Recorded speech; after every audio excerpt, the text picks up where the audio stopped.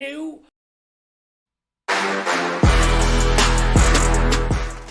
I'm Logan Summit, and you're not. I'm formerly of ESPN, now dropping gravitas and knowledge bombs all over your earballs and eye drums like Missile Command made the wheel. So buckle up, because you've never been on a ride like this before, with a host who can rap and control the maestro and at the same time kick it old prime. But I digress. Look, I'm going to keep it humble like Kendrick, but I'm going to try my best like Drake. Let's get locked in. It's time for the week that was.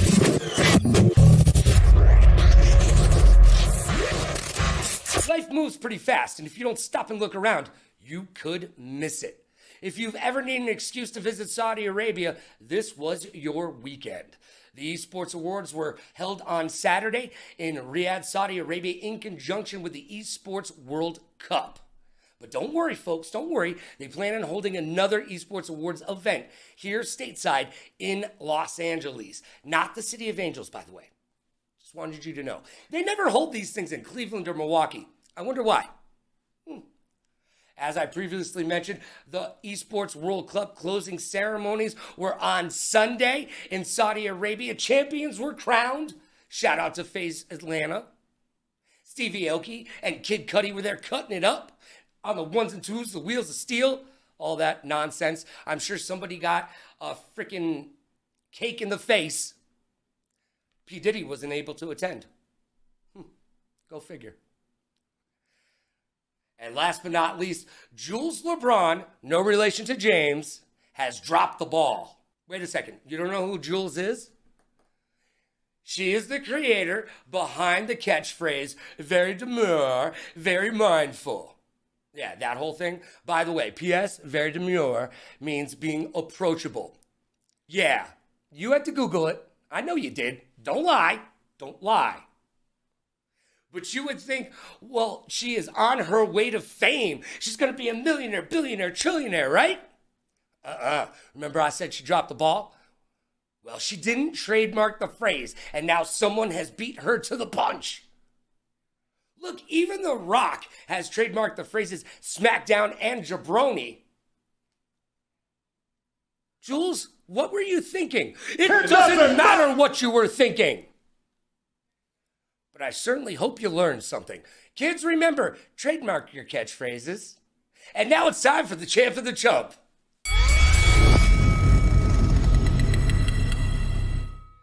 It's time for the best and worst from the week that was. The champ of the chump. Let's get to some highlights, shall we? Oh yeah. The champ of the chump is brought to you by G Fuel. Go to gfuel.com and use code Logan to save up to 50%. Don't drink water. Fish go to the bathroom in there. Drink G Fuel. All right, let's get to it. Well, there's no clips from this week because the season 9 starts tomorrow. So your champ is, of course, the back-to-back champions of the league, the Reapers. They start to go up, but he's moving up. He sees his opportunity. He's not taking shots. He's reaching their build. Here's another one of the... One down at 89! Rebel takes it! The Reapers win! And as your Reapers are the champions, then that must make the Old Moon, New Moon, a.k.a. the New Look Cyclones, be the chumps. Richie said, this is my game. I took yours and I'm taking mine. There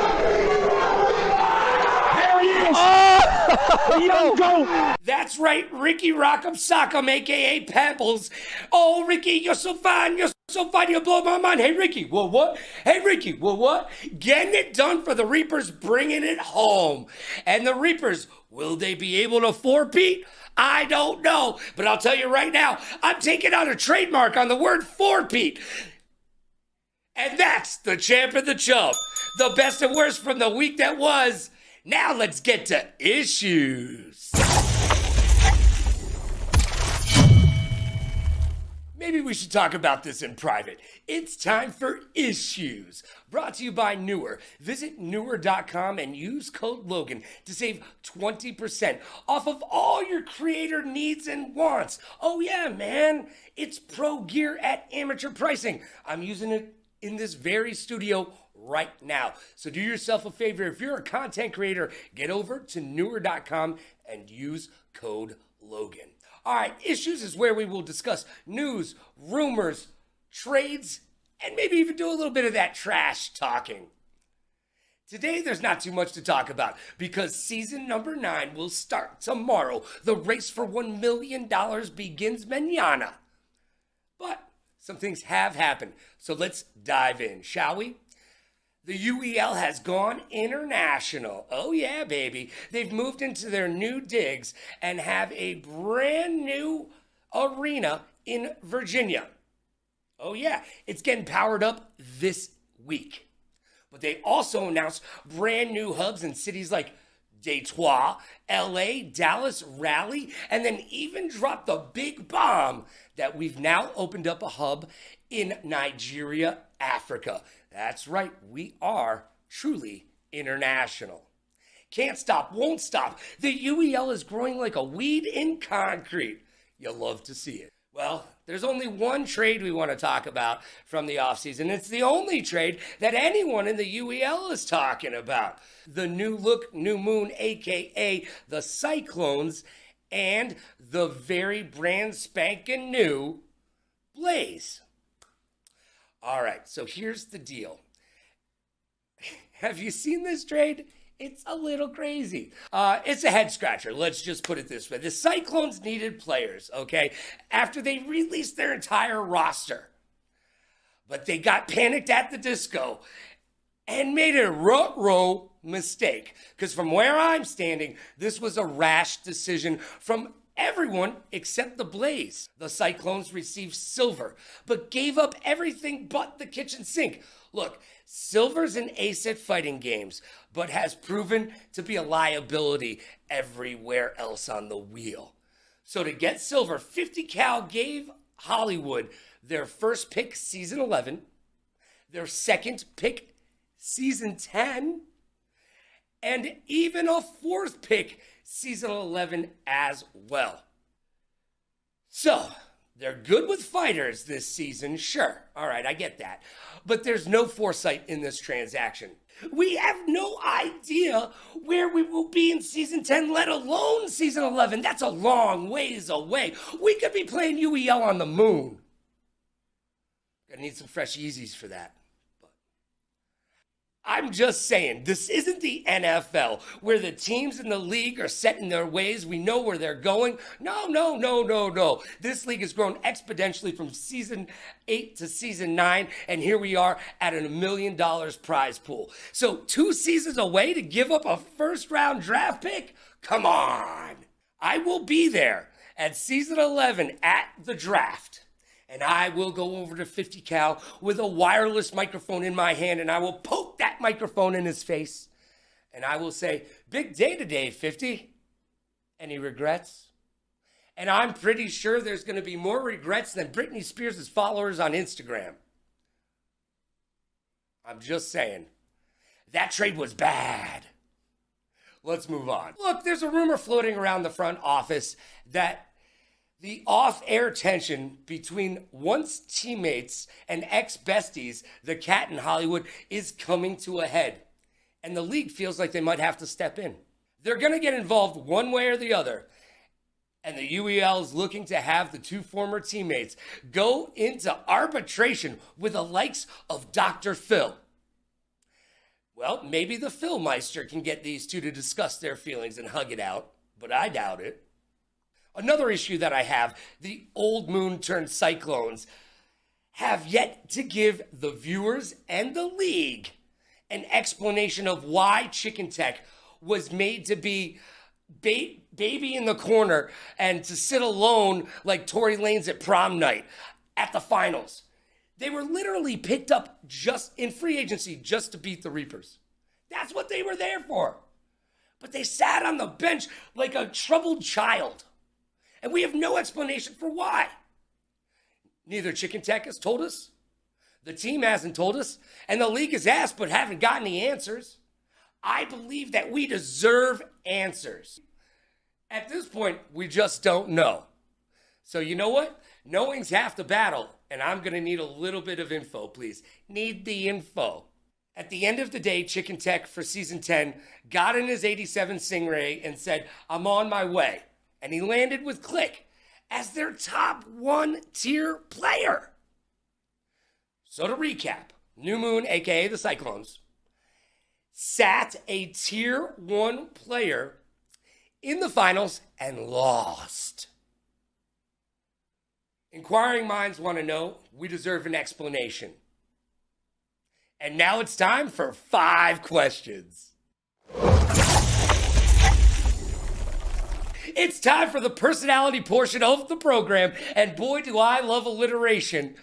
It's time for 5 questions. And in the inaugural episode of 5 Questions, we've got a man who is legend, and I hope you're not lactose intolerant because this involves dairy in the UEL. He's also, well, let's call him a god at sports games. And he's not too shabby at racing. And you know what? Come to find out, and you will too, he started in Rainbow Six Siege. My friend, your friend, the current GM, and the numero uno of the LAX gods. It's AJ.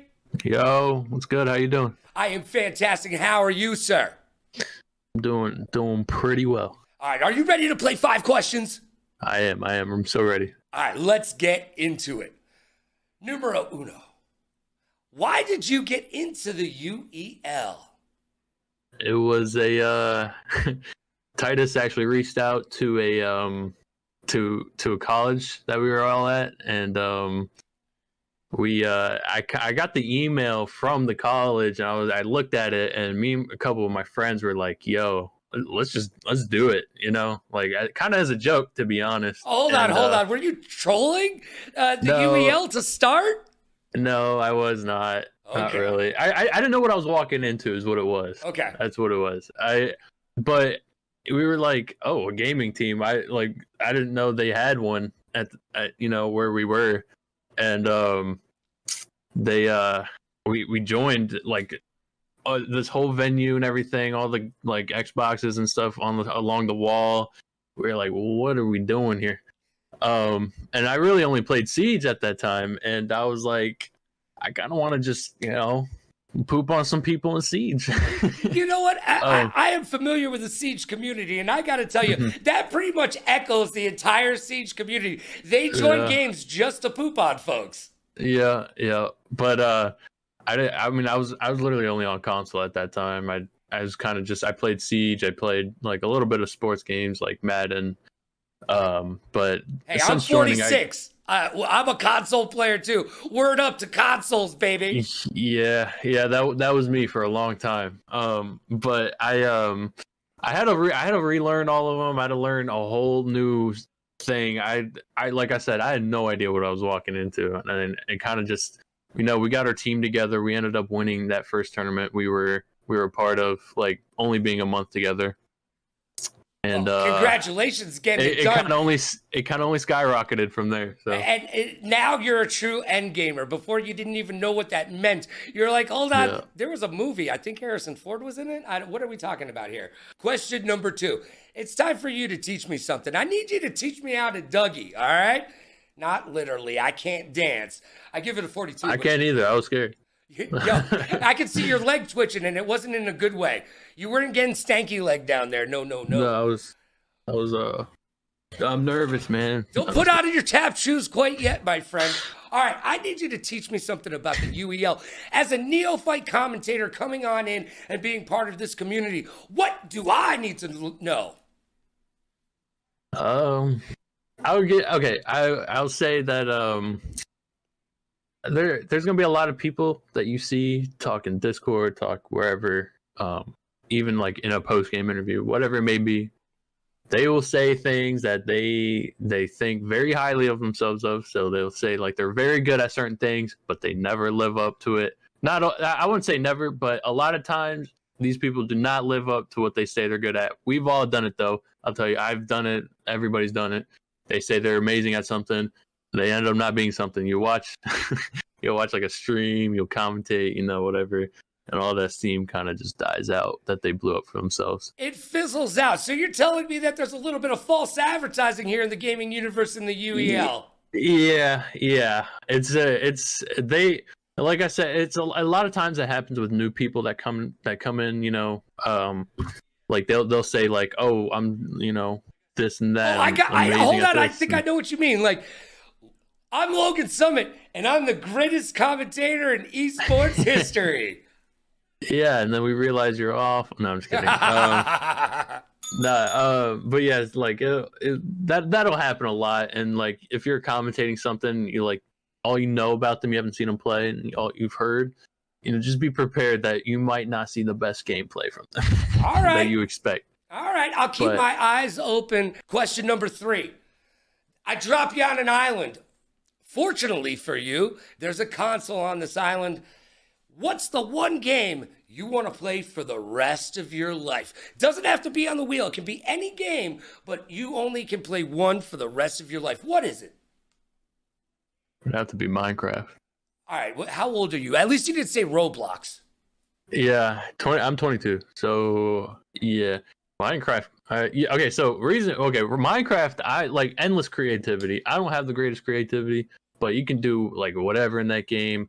And like that game's gonna last forever. I think that would probably be the game that I choose. All right, see, I'm 46, so Minecraft came out when I was like in my 20s or whatever. I miss Minecraft. I can actually say, well, I don't want to say it, but yeah, I might not have ever played Minecraft. I might not have ever You're missing out. Not once turned on Minecraft.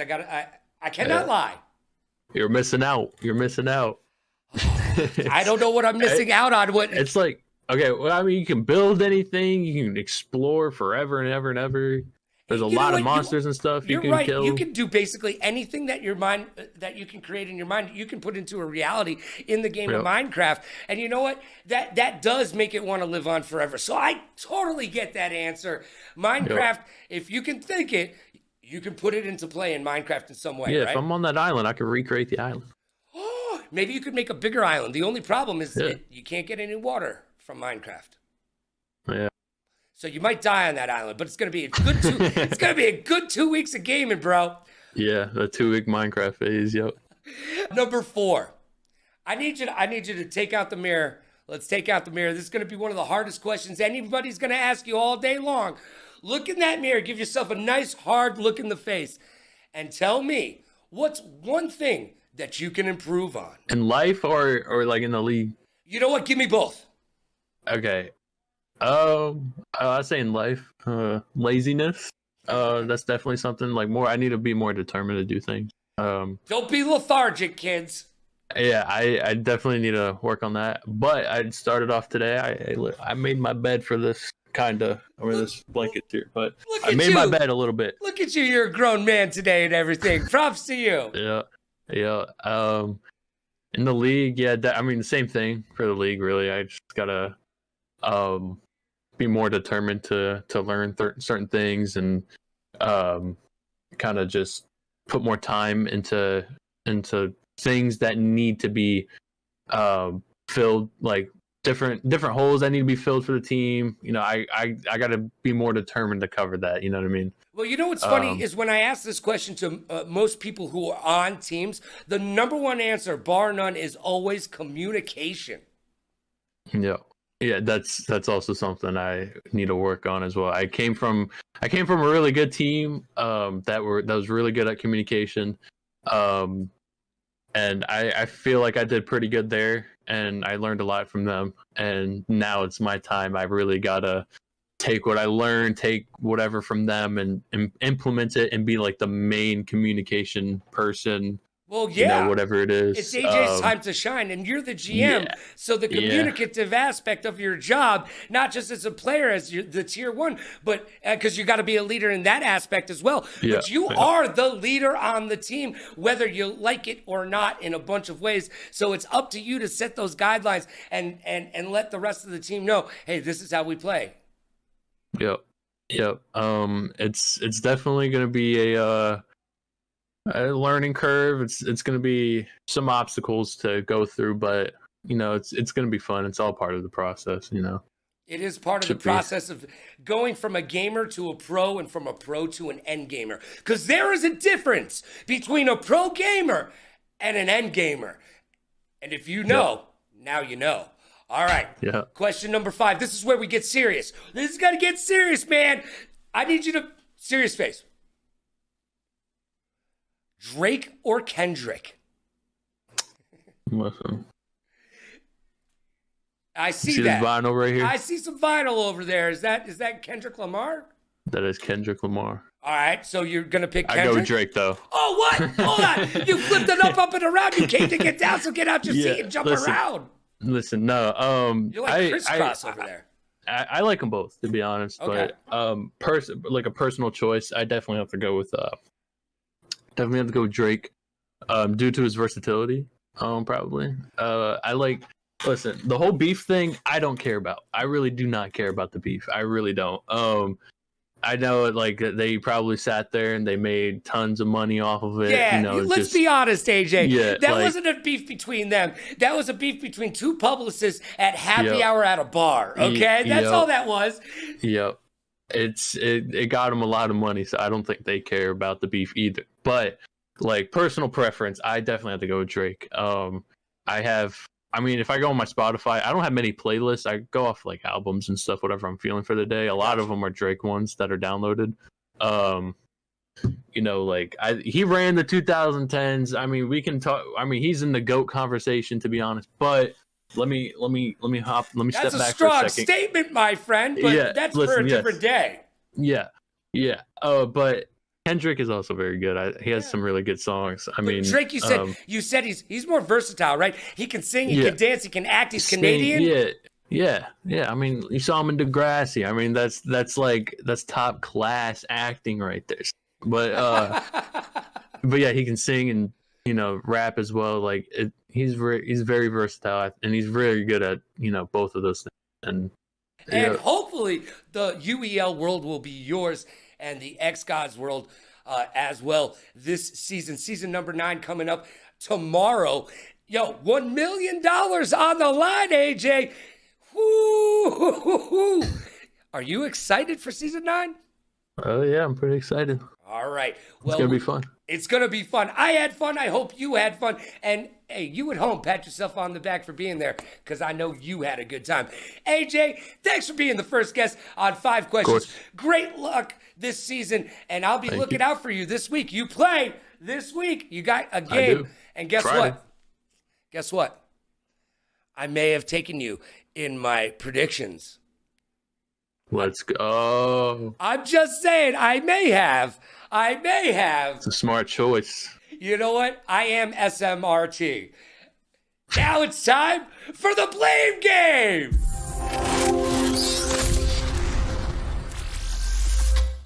Welcome to the blame game. That's right, you asked for it, and ask and you shall receive. It's an oldie but a goodie. We're bringing it back to Cali, because I left my wallet in El Segundo.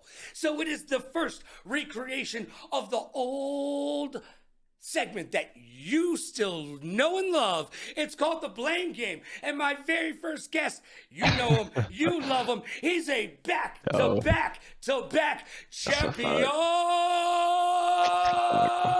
of the league. And your season 8 MVP. What's up, Kat? What's going on, man? How you doing? I am fantastic. But I got bad news for you. You're not going to be fantastic anymore, because you know what clip we're going to watch? Know how you're playing the blame game, baby? Well, we're going back to last year. And you know what? You won. So it's all good, fond memories, right? But guess what? There was a hard-fought battle to be lost by the Reapers. Old Moon, New Moon, a.k.a. the Cyclones, were able to get WAP on you, and I'm talking about weapons and positioning in Apex. And let's take a look at that right now. I do not like that. I do not like climbing out the bubble when you have the push into the building. Yep. Push the team. Really push brave the shots team. here. They're the team. Okay. As it stands right now, Reapers are on the R301. Jury on the devotion. Push that. Yes. Yeah. Oh, did not finish. I gotta ask you, does that bring up a bunch of regret, bad memories, or just good feelings? No, at the end of the day that you won that bad boy. Knowing that we won is good feelings. How we lost, I would be pissed. that we lost Apex, bro. I was expecting all season to win that. Especially it was X-Ray and Pip-Boy and Jury. I mean, we had our best 3 in, and they had 2 of their worst in. You're So, supposed to at- be able to take the at the- shooter from them, right? You're supposed At the to moment, take it. I was pissed. At the time, I was super pissed. All I right. know Hollywood was pissed too. Well, it So, comes I mean, down to who gladly we is to blame. Who do you blame on that? Look, you can't pick yourself. You can't take the Look, easy bro, way out. nah, it's you not can't me. take the easy way out. Yourself. It's not me. I blame all 3 of them bozos, all right? Number one, because Ricky is sitting there saying the whole season he's the best on our team at Apex. Rez is saying he's the best on our team. Hollywood saying he's the best on our team at Apex. And in the league, matter of fact, he said he's the best at it. So I blame all 3 of them. But Hollywood, at least, he was trying to IGL, but I don't know what the hell happened that game. He said everybody inside the building.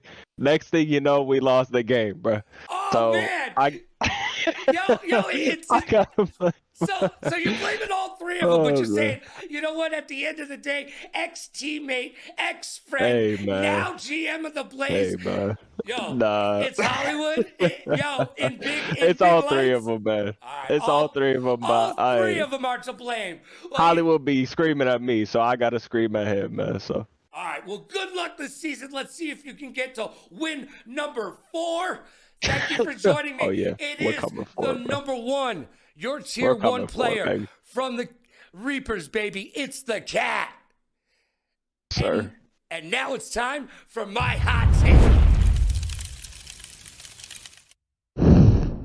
It's time for Hot Take. Hot Take is brought to you by Newhouse. Visit newhouse.com and use code LoganRadioRocks to save money on all of your home and office furniture needs. All right, each week here on Technical Timeout, I'm going to give you my hot take. As if it wasn't enough, you've been listening to my opinion all show long. Well, let's get into it. And just to prove to you that this is just a stream of consciousness, I'm not reading this. I'm going to put on my shades.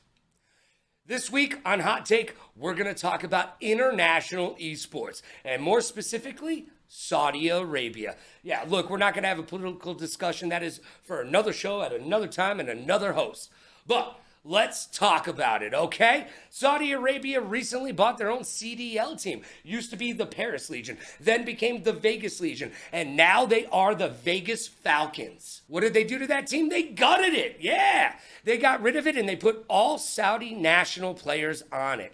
And they brought them over to the World Esports Cup to debut the team. Well, fortunately for the rest of the world, the team is terrible. I mean, worse than Charles Barkley's golf swing terrible, okay? They did not do well. But, that being said, Saudi Arabia has enough money to throw at that team to get some people to teach them how to play the game. And watch out. Wait until they actually learn how to play it. Well, at the end of this season of the CDL, it is a big rumor that the CDL will cease to exist. No more CDL. Well, do we know of a place that is getting into video games with tons of disposable income that could own the CDL at the end of the year? Yup, that's right, you guessed it, Saudi Arabia. Oh yeah, boys, girls, theys, and thems, guess what? Saudi Arabia will own the CDL by the end of next year. I'm calling it, and you can take that to the bank. And that is your hot take. And just like that, wham bam, thank you, man. It's over so quick, kind of like on prom night. That is Technical Timeout for you. I hope you enjoyed the new show. Can't wait to see you next Wednesday at 6 p.m. Pacific. That's 9 p.m. Eastern. And get excited. Wait for it. Tomorrow it all goes down.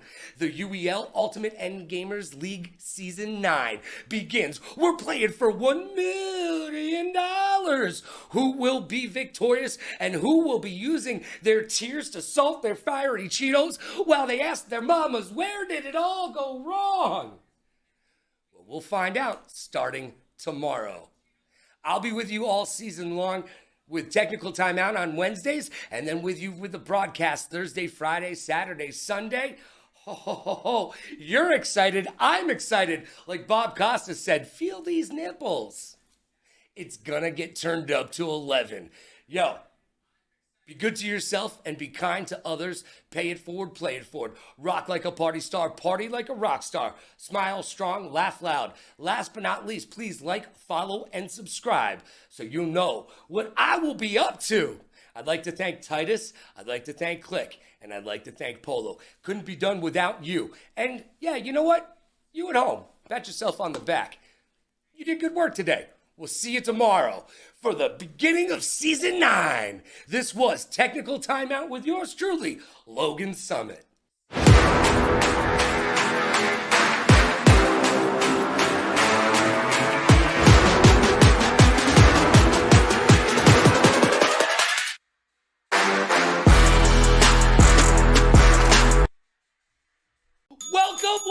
Welcome to the sophomoric episode of Technical Timeout. That's right, week 1 of the UEL season 9 is done, and the race for $1 million continues mañana. One and done, hit it and quit it? No, I think not. We're the UEL. We're in it for the long haul. We want to hold hands and take long walks on the beach, baby. There were winners and there were losers. Week 1, just like in any competition, because they were looking down the barrel of a gun, son of a gun, son of a what, son of a who, son of a you, getting paid, getting rich. Boo! Like Haley the Hawk to a girl, I'm gonna change your life one loogie at a time. But I digress, because I've got one question for you and one question only. Are you ready? Because it's time to get down like a clown like Charlie Brown and turn that frown upside down. And it is time for the UEL to shine. So let's get down to that UEL beatdown.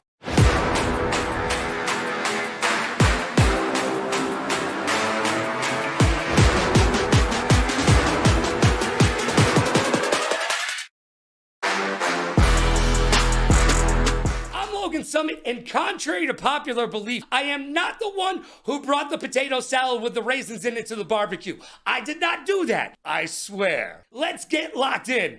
It's time for the week that was.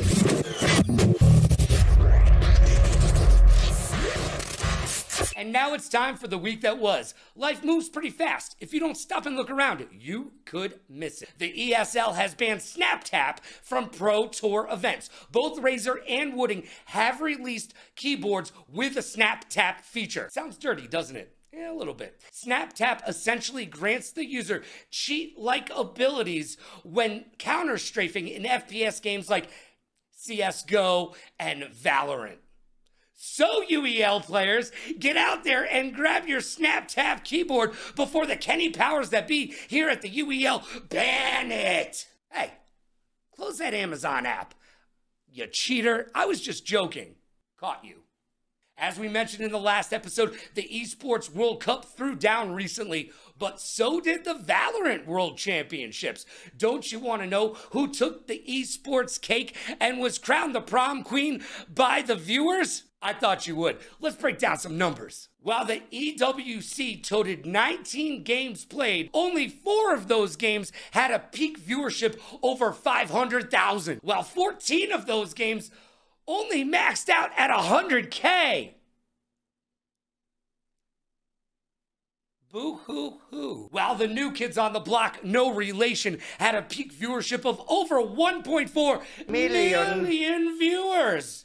And that's the Valorant Championships for you. Ooh, getting it done. Somebody was bigger. And finally, Boeing, the airline you're most likely to send your in-laws on over Thanksgiving, was in the news once again. Yep, as if it wasn't bad enough, you paid tons of money to get stuck in space for an extra month longer than expected. This Airbnb from hell has a strange banging sound coming from the Starliner. Nothing like loud, scary noises coming from your floating space coffin while you're waiting for your pee to recycle into water so you can make your spot of afternoon tea. And now it's time for the Champ and Chump.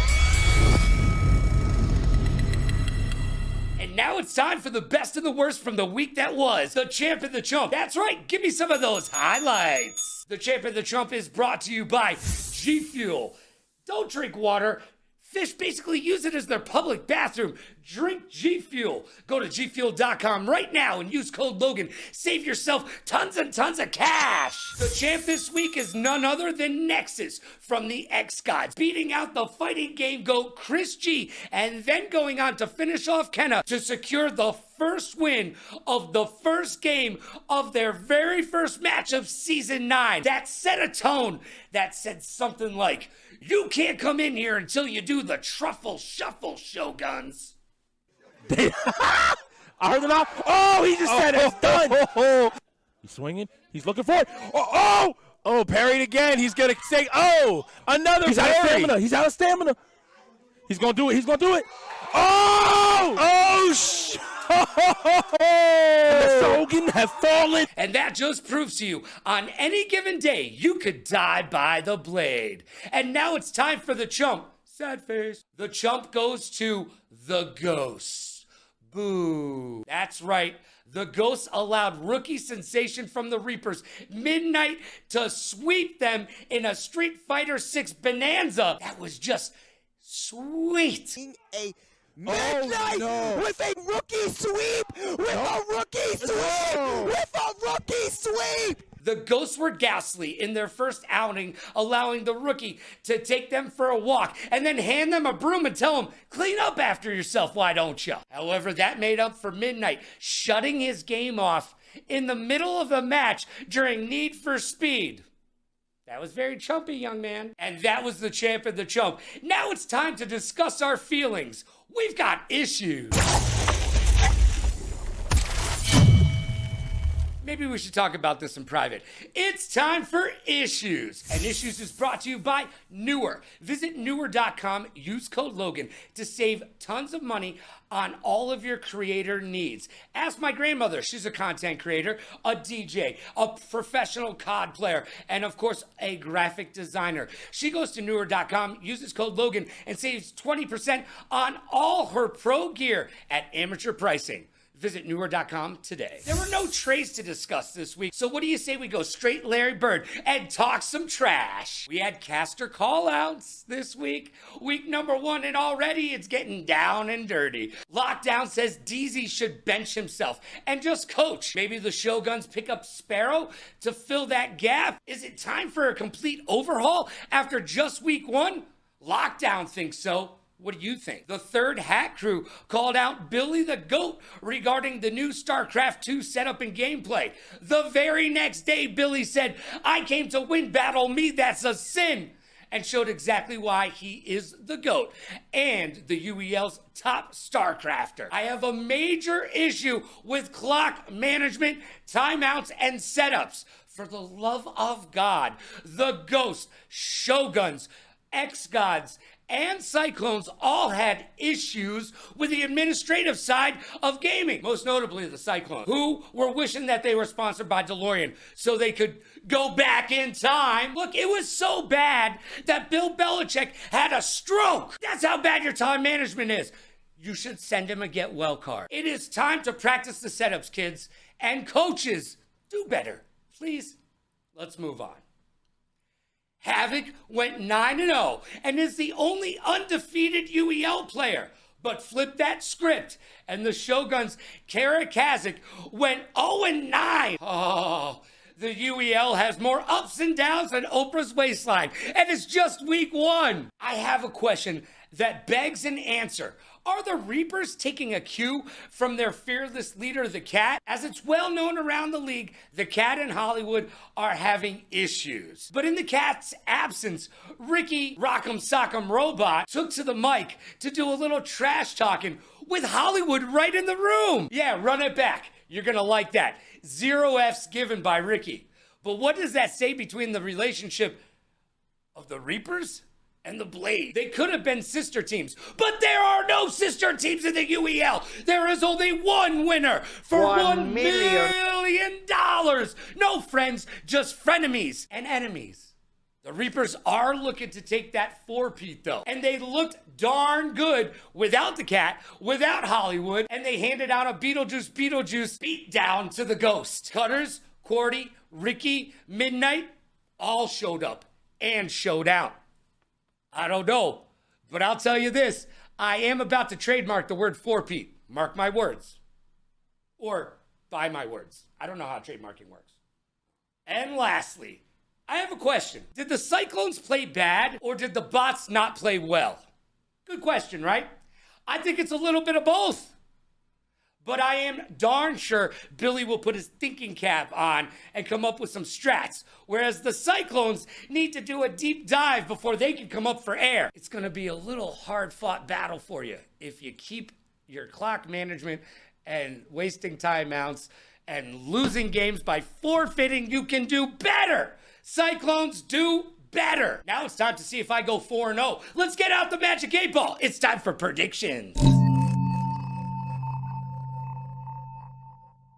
And now it's time to get on our Magic 8 Ball and make some predictions. First off this week, Thursday night, we've got the LAX Gods. They're 1-0, going against the brand spanking new. Take your shoes off before you enter, because don't you want to get dirt on the carpet?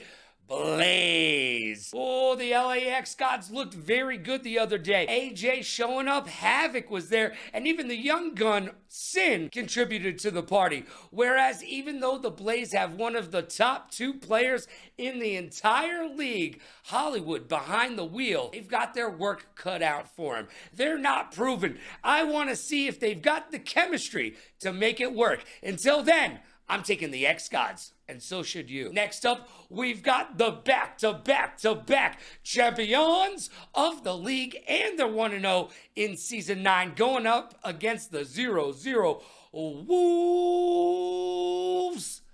Well, the Wolves, look, I know you guys like to travel in a pack, but it's going to take an entire army to take out the Reapers. They have proven that without Cat, without Hollywood, it ain't no thing but a chicken wing. We got Ricky, we got Cordy, we got Midnight. We're good. The Reapers are going for numero 4, and this is just going to be another win, another notch on the post, if you will. Reapers are taking this one. And on Saturday night, we've got the Ravens versus the Bots. The Ravens are 0-0 unproven, whereas the Bots are 1-0. However, they didn't look stellar out of the gates. Well, the Ravens have Exile, and will he bring some of that nasty Easter game juju to the Ravens? I certainly hope not.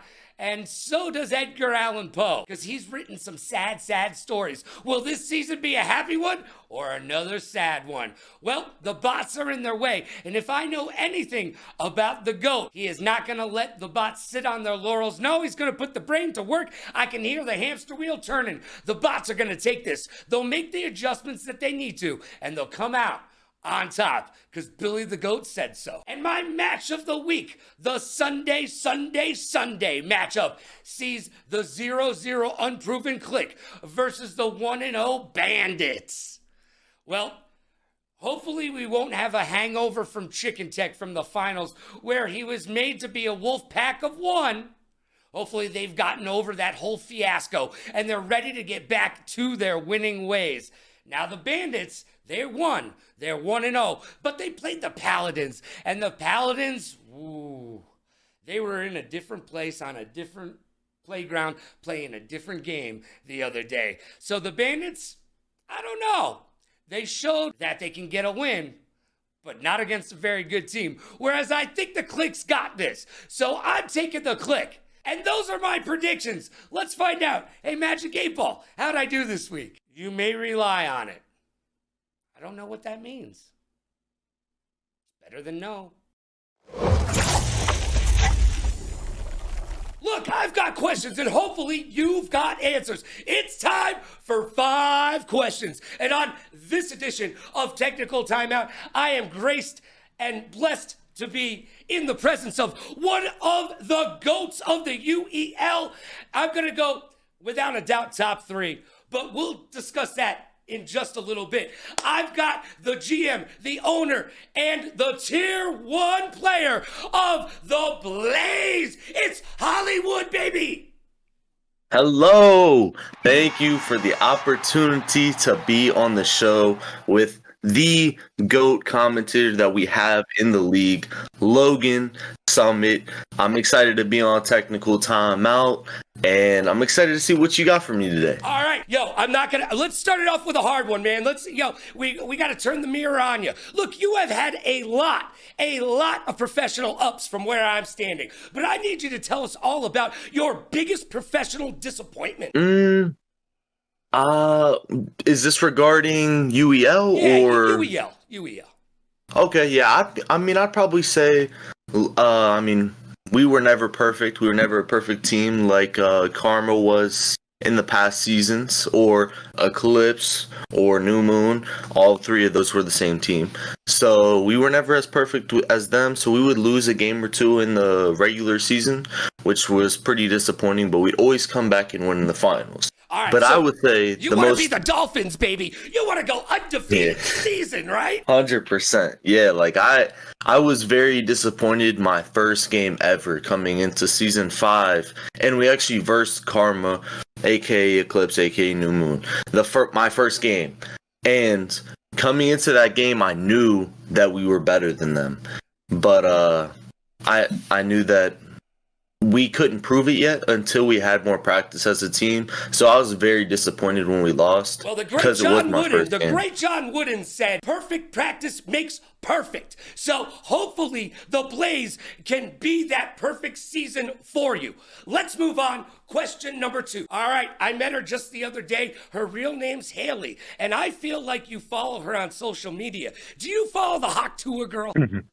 I don't know if I follow her, but I see a lot of posts of her. I might follow her on TikTok, but I'm not sure about Instagram and stuff. All right. Well, she's just trying to make the world a better place, one loogie at a time. Very, very, very nice girl from a very small town in Tennessee. She's getting her 15 minutes, and she's trying to do the best with it. All right.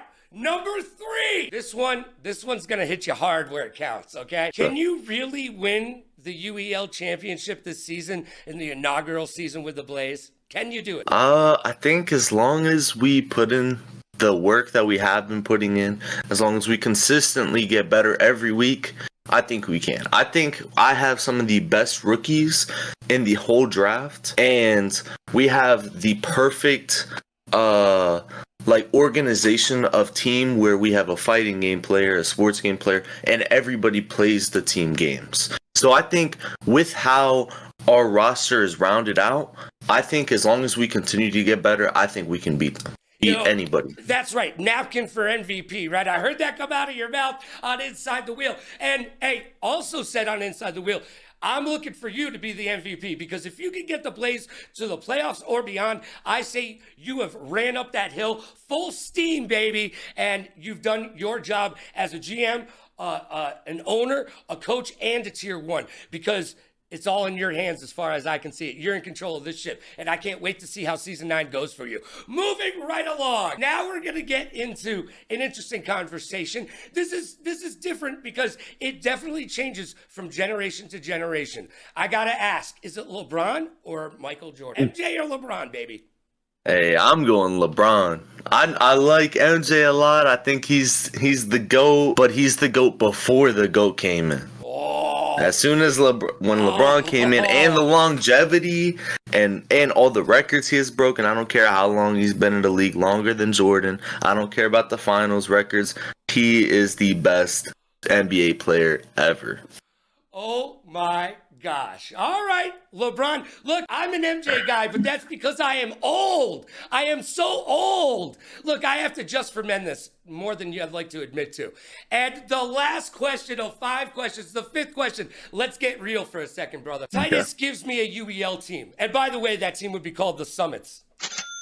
That's fire, actually. Yeah, that's I like fire, that. right? And I've got my draft picks, and I can either take the Cat or I can take Hollywood. Who's my GOAT, baby? Who's my GOAT? Hey, you better pick me, because I'm going to be there longer than he will be. He said he's here until it starts getting a little difficult, and then he's going to take the backseat and be an owner. I'm here to compete my whole life. Yeah. So if you want a long-lasting player and owner and GM, I'm the guy to do it for you. I love that. You know what? Cat's off in China somewhere while you're there playing and practicing and getting it done. All right, that was 5 questions, but hold on. I've got a 6th question to sneak in here. Yo, The other day, when the Reapers were playing Ricky Yosefania Blumenman, hey, Ricky Rock'em Sock'em, while you were in the room, took to the microphone to say the Reapers didn't need you. Do you have any words for Ricky Rock'em Sock'em and the Reapers this season? I didn't even hear that. So it must have been probably when they took him for that interview. It was. Yeah. I mean, they didn't need me that game apparently. I mean, I know the Ghosts are bad, but I didn't know they were that bad. But I think when it comes down to crunch time, if my team continues to improve, when they have to verse the Click, when the Bots or Ravens make it into the finals, if it's not us, you're gonna need somebody to help carry you in half the game. So. Ooh, and you know what? Hollywood has been doing his back exercises. He's been doing lat pull downs, and he's ready to carry the Blaze on to victory. Hollywood, thank you for being here, and I wish you nothing but the best of luck in season 9 and your race for $1 million. And now it's time for the blame game. It's time for the segment you asked for, and ask and you shall receive. It's time to play the blame game. And this week's guest is your friend and mine. He's from the Shotguns, as Hollywood would have you say, but you know him as the Florida Shoguns, baby. It's Yes, my sir. main man, DZ. What's going on, sir? How you doing, Logan? I am absolutely fantastic, but I wake up like that. Now, are you ready to play the blame game? Hey, I'm trying to see who I'm gonna blame today. Let's All go. right. Well, you know the rules, but you don't know what we're going to see. And man, I got to tell you, I might be a neophyte in this league, but there is a meta on certain games, and you got to pick to play, and you got to play within that meta. And I'll tell you, there is a meta on Wreckfest, and Yes. the Shoguns went against it. Let's check out that clip. X Gods, are you going the other way? Oh, He's going around. Kaz Kaz is about to be Zick. done already. One's gone. All right, Zick. Why are we picking cars? All right, on this map of all maps, why are we picking cars? Oh my gosh! Yo, DZ, you must have been having a mental breakdown and a heart attack. I almost had a stroke. Do I smell burnt grass or toast? What's happening? Dude, who the heck picked 2 cars during Wreckfest? Cars versus buses. Buses win every time. Dude, you smell burnt rubber, not burnt grass. I love it. I love it. Now, looking at that clip, looking at your team, I need to know, you can't blame yourself, but who from the Shoguns is to blame? You know what? I blame the game. Uh-oh. It's the blame game. I'm blaming the game. They say don't hate the player, hate the game. So I'm hating the game. Okay. So we try to have one car, all right? Yeah. One racer, just in case, we need somebody to just get the points. But my player, Car Kozik, he chose a bus, and in the game, he was a car. What's up with that? Yeah. Wreckfest, come on. Let me know. I don't know. I think you're going to have to talk to Pixar about that. It sounds like they know what's Pixar. going on. I'm just saying. Look, I blame Black Diamond. I blame Black Diamond. No, I can't do that. Black Diamond has been in the league long enough where he should have spoke up and said, yo, bro, cars? Really, cars? Like, you know what? I don't think he was paying attention. I think he was more focused on the next game and like the strategy of the lineup coming up and not on the game at hand, Because Wreckfest is a weird 50-50 game. Anybody can win that. Yo, any given Sunday, anyone can win at Wreckfest, right? Exactly. All right. You know what? I'll take it. Great answer. I know. Great answer. Yo, you pat yourself on the back. You did good work. But I've got Thank you, another thank you. question for you, man. Okay. One of the casters called you out. Lockdown said that you need to bench yourself and become a full-time coach. Do you have any response to Lockdown's statement? Everybody knows how comedic that is because Titus beat Lockdown actually to make him become a coach / commentator. Yo, Titus put Lockdown into lock with a beatdown, and now he's regulated to talking about games instead of playing them? Exactly. Ooh, That's Lockdown. something where I don't speak on that because that would never happen to me. Somebody who doesn't play games can't just come in here and just beat me.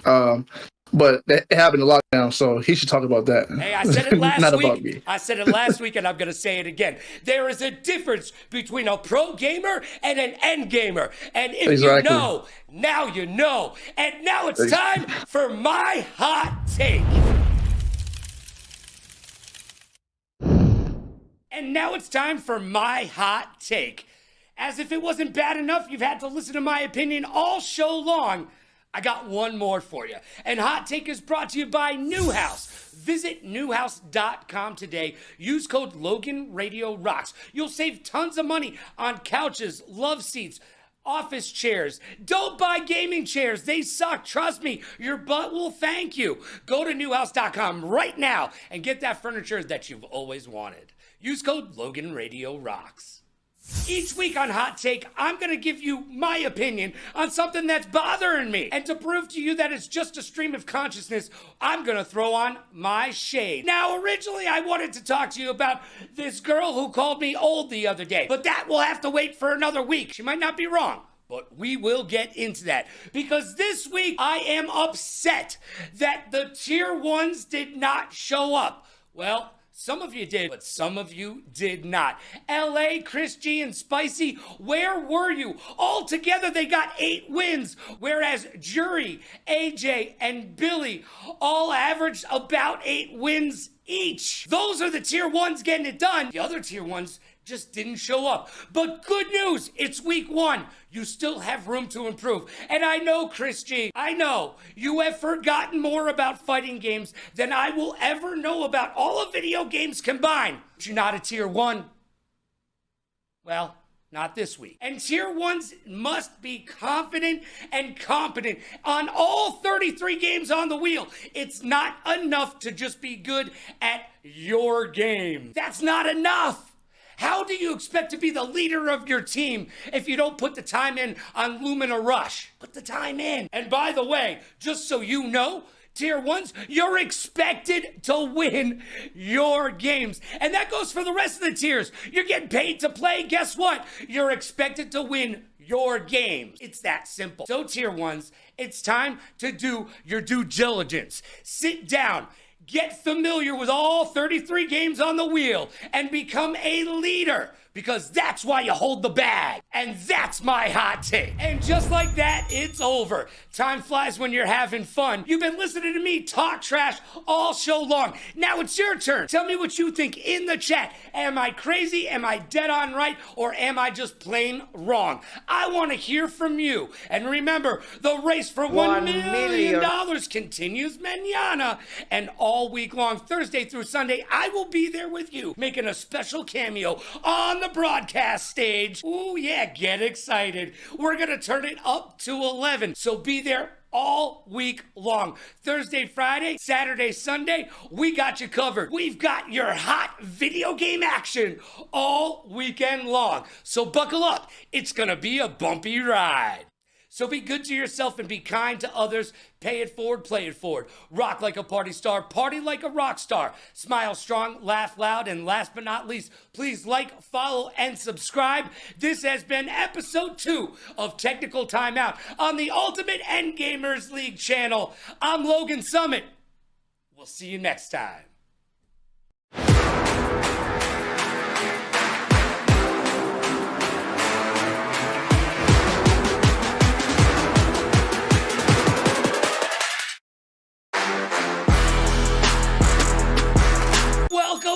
Welcome to another fun fact-packed episode of Technical Timeout, right here on the Ultimate Endgamers League. Week 2 of Season 9 is done, and the race for $1 million continues tomorrow. But in Week 2, there were winners, and there were whiners. Because right now in the UEL, we've got more blowouts than an 80s high school dance and Bennifer combined. Halo, call me. But that's okay, because here at the UEL, we like to get down like la-di-da-di. We likes to party. We don't cause trouble. We don't bother nobody. We're just some players who won the game. And when we rock up on the game, we rock the game, right? And like Kendrick Lamar's Super Bowl performance this season, I'm going to give you 30 minutes of hot entertainment and action that would humble even Drake. I bet you they do the Super Bowl performance together. Heck, who knows? Maybe even Diddy will be there. No? He won't? Well, maybe they'll do the halftime performance together, like Taylor and Travis. But I digress. I've got one question and one question only. Are you ready? Because it's time to get down like a cloud like Charlie Brown and turn your frown upside down. And it is time for the UEL to shine. So what do you say we get down to that UEL beatdown?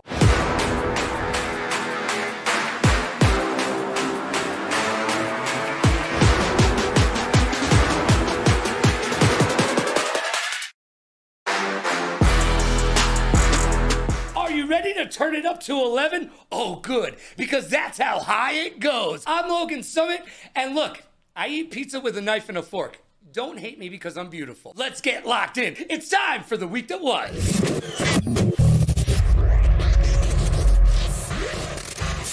Life moves pretty fast, and if you don't stop and look around, you could miss it. There are 3 things I missed because I'm just old. Dragon Ball Z, Power Rangers, and Pokemon.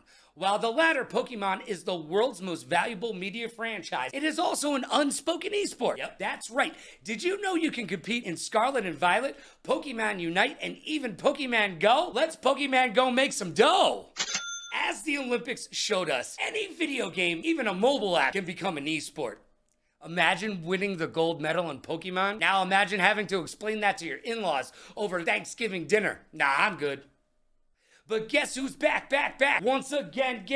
Maybe this time, don't tell a friend. That's right, Dr. Disrespect is back, and he's turned heel. He recently took to social media to give a 0 Fs given video with no apologies that would make Kurt Cobain cringe. He tried to give an explanation for something where there is just no explanation. Doc, it's just you and I talking, okay? Just us, okay? Anytime you say out loud, the Twitch trust and safety team members stated that my messages to the minor did not constitute sexting and no graphic pictures were sent or received. Just stop talking. For the love of be quiet before you end up having to go door to door in your neighborhood, and you will not be selling Girl Scout cookies, Doc. But let's move on. And finally, Rachel Gunn, aka Ray Gunn, the Olympic breakdancer who went viral for breaking breakdancing. Yeah, you know who I'm talking about. Recently issued an apology to the breaking community. Hey Rachel, what about us? We were the ones forced to watch it. She went 18-0 in 3 rounds, never gaining even a point. Performance included moves like the kangaroo hop and her signature move, the Tyrannosaurus Rex, which is part of the Jurassic portion of her program. It's notably distinctive from the whole Jeff Goldblum chaos theory vibe that it gives out. She did announce, however, she will be starring in the sequel Breakin' 2 Electric Boogaloo, Breakin' 3 Down the Boogaloo, because they call a toilet a... forget it. Skibbity toilet. No, I don't know what it means. And no, I'm not gonna Google it. Well, with all the negative attention Ray Gunn has been receiving, she's gonna be stepping back from breaking breakdancing, and she's gonna need to break into a new hobby. Because there will be no breakdancing at the next Olympics in LA. To be fair, MJ did this in Thriller, and y'all went crazy. I swear, if Crocodile Dundee did it, that would be a viral TikTok dance and we'd all be doing it. But instead, we get Ray Gunn, Australian for broken. And now it's time for the champ of the chump. And now it's time for the best and the worst from the week that was. Give me those highlights. It's time for the champ and the chump. The champ and the chump is brought to you by G Fuel. All the phase kids are doing it. You should too. Go to gfuel.com, use code Logan to save yourself tons of cash. And this week's champ is none other than the Click's Tier 7 Jekyll, who showed up and showed out during their 18-8 win versus the Banditos, who could have used some stinking badges against Jekyll as he led their team with his 11-3 record during the match, and this sweet reverse sweep in Valorant. With Jekyll picking up 2 to put his team in a commanding position. It's Jekyll. Jekyll has to swing him. He doesn't know the positioning.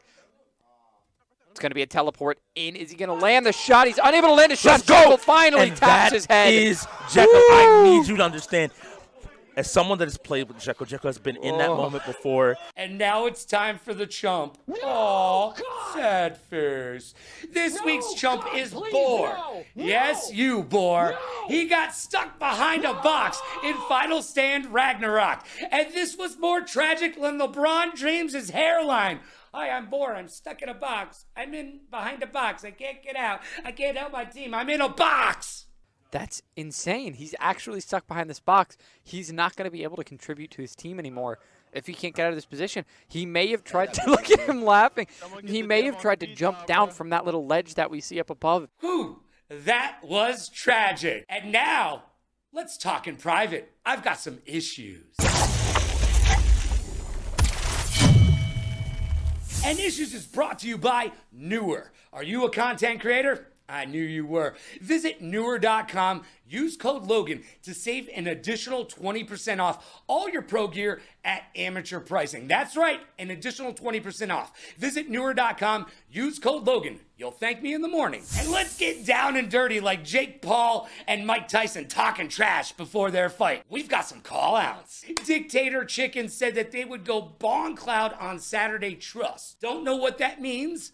However, if going Bong Cloud is 4-6, you can keep the cloud. Lucci said Havoc is mid at Lumina Rush, and Havoc and crew are 1-1 with one forfeit so far this season. I think it's a little bit better than mid. Do you agree or disagree? Let me know in the comment. Nexus and Cutters have called the Bubbles the most improved player here in the UEL. And as Shakira will tell you, her hips and numbers don't lie. The Bubbles is currently 4-5 and 5-5 this season in their first 2 games. And that screams mediocrity to me. There's still room for some improvement. And that is an understatement. My fellow caster, Strix, said Hollywood needs to come out of his comfort zone and be a better voice and in-game leader. That's the truth, Ruth, and I think Hollywood would agree with you. Look, Hollywood's got his work cut out for him this season, trying to bring the Blaze to the top of the hill, or the summit, if you will. But we'll be watching. If anybody can do it, Hollywood can. The Punisher got punished by Quarty and the Reapers after calling out Fortnite. Don't call out games you're gonna lose. Hey, AJ, you're right. The Reapers were in special form this week. After Bernays' disappointing F1 loss, they turned to him and said, "Welcome to the Shoguns." Talk about team chemistry. But I'll tell you this, don't complain, do the work, or you may show up in one of Damien's videos, you bum. The Reapers also called out the Wolves GM live on air. Yeah, Villain got some. They told him, "You built a stupid team." Wow. I'm sure Villain can be told telling his team stupid is as stupid does, and we will see what the Wolves will do. But it's not just the Wolves. A majority of the UEL needs to make some moves, because early on this season, the UEL is a league of blowouts, and that's not fun. Both Hollywood and Billy the Goat called for trades this week. Which teams do you think need a major overhaul? Which are safe? Or is it just too early to tell? There have been no trades this week, but there is one rumor. The rumor circulating around the front office is that we finally have an answer to why Chicken Tech was made to be a party of one at the Season 8 finals. Nerves got the better of them. And we do not talk enough about the mental fortitude it takes to be an esports professional, and especially an endgamer. I think as we have now seen traditional sports integrate sports psychologists and into their coaching staff, I think we should start to see that in esports as well. We don't talk about how hard it is to get up day after day and play these games on a professional level. It's not easy. And there's a difference between an endgamer and the rest of esports. Speaking of winning mentalities, the Cat got off of a 30-hour flight with 8 stops, and rumor has it he missed one of the flights. The connecting flight in Kirplakistan. Just couldn't get enough of that goat's milk. Being a 3-time champ and your current league MVP, did that stop him? No, can't stop, won't stop. He came directly from the airport and showed up fashionably late, looking haggard, tired. Did that stop that kitty cat winning Mamba mentality? No. He trolled in CTR and went 10-1. He's got that Ric Flair Reaper's drip going. And I love where the Reapers' heads are at. They're having fun and they're getting wins. Also, there is one downside to the Reapers' success. I don't know if you caught Cordy versus Cutters in basketball, but that was worse than my 8-year-old cousin's church league games, okay? I'd say this game was sponsored by Airball. Terrible. Hey, Lockdown, what is this? Don't do that. You're stressing out production. And if I did that at ESPN, they'd fire me. And if you're saying this isn't ESPN, well, there's a problem there too. I'm just saying, Polo's pulling out his hair. And finally, my co-casters say it, and now I am going to say it. Button check, button check, button check. I don't care if you need to or not. It gives you 30 seconds to get locked in. So use a button check every single time. Look, I don't get paid by the hour, and I'm literally asking you to add 30 seconds. It's not for me, it is for you. The Wolves were outfoxed by the Reapers in Checkmate Showdown.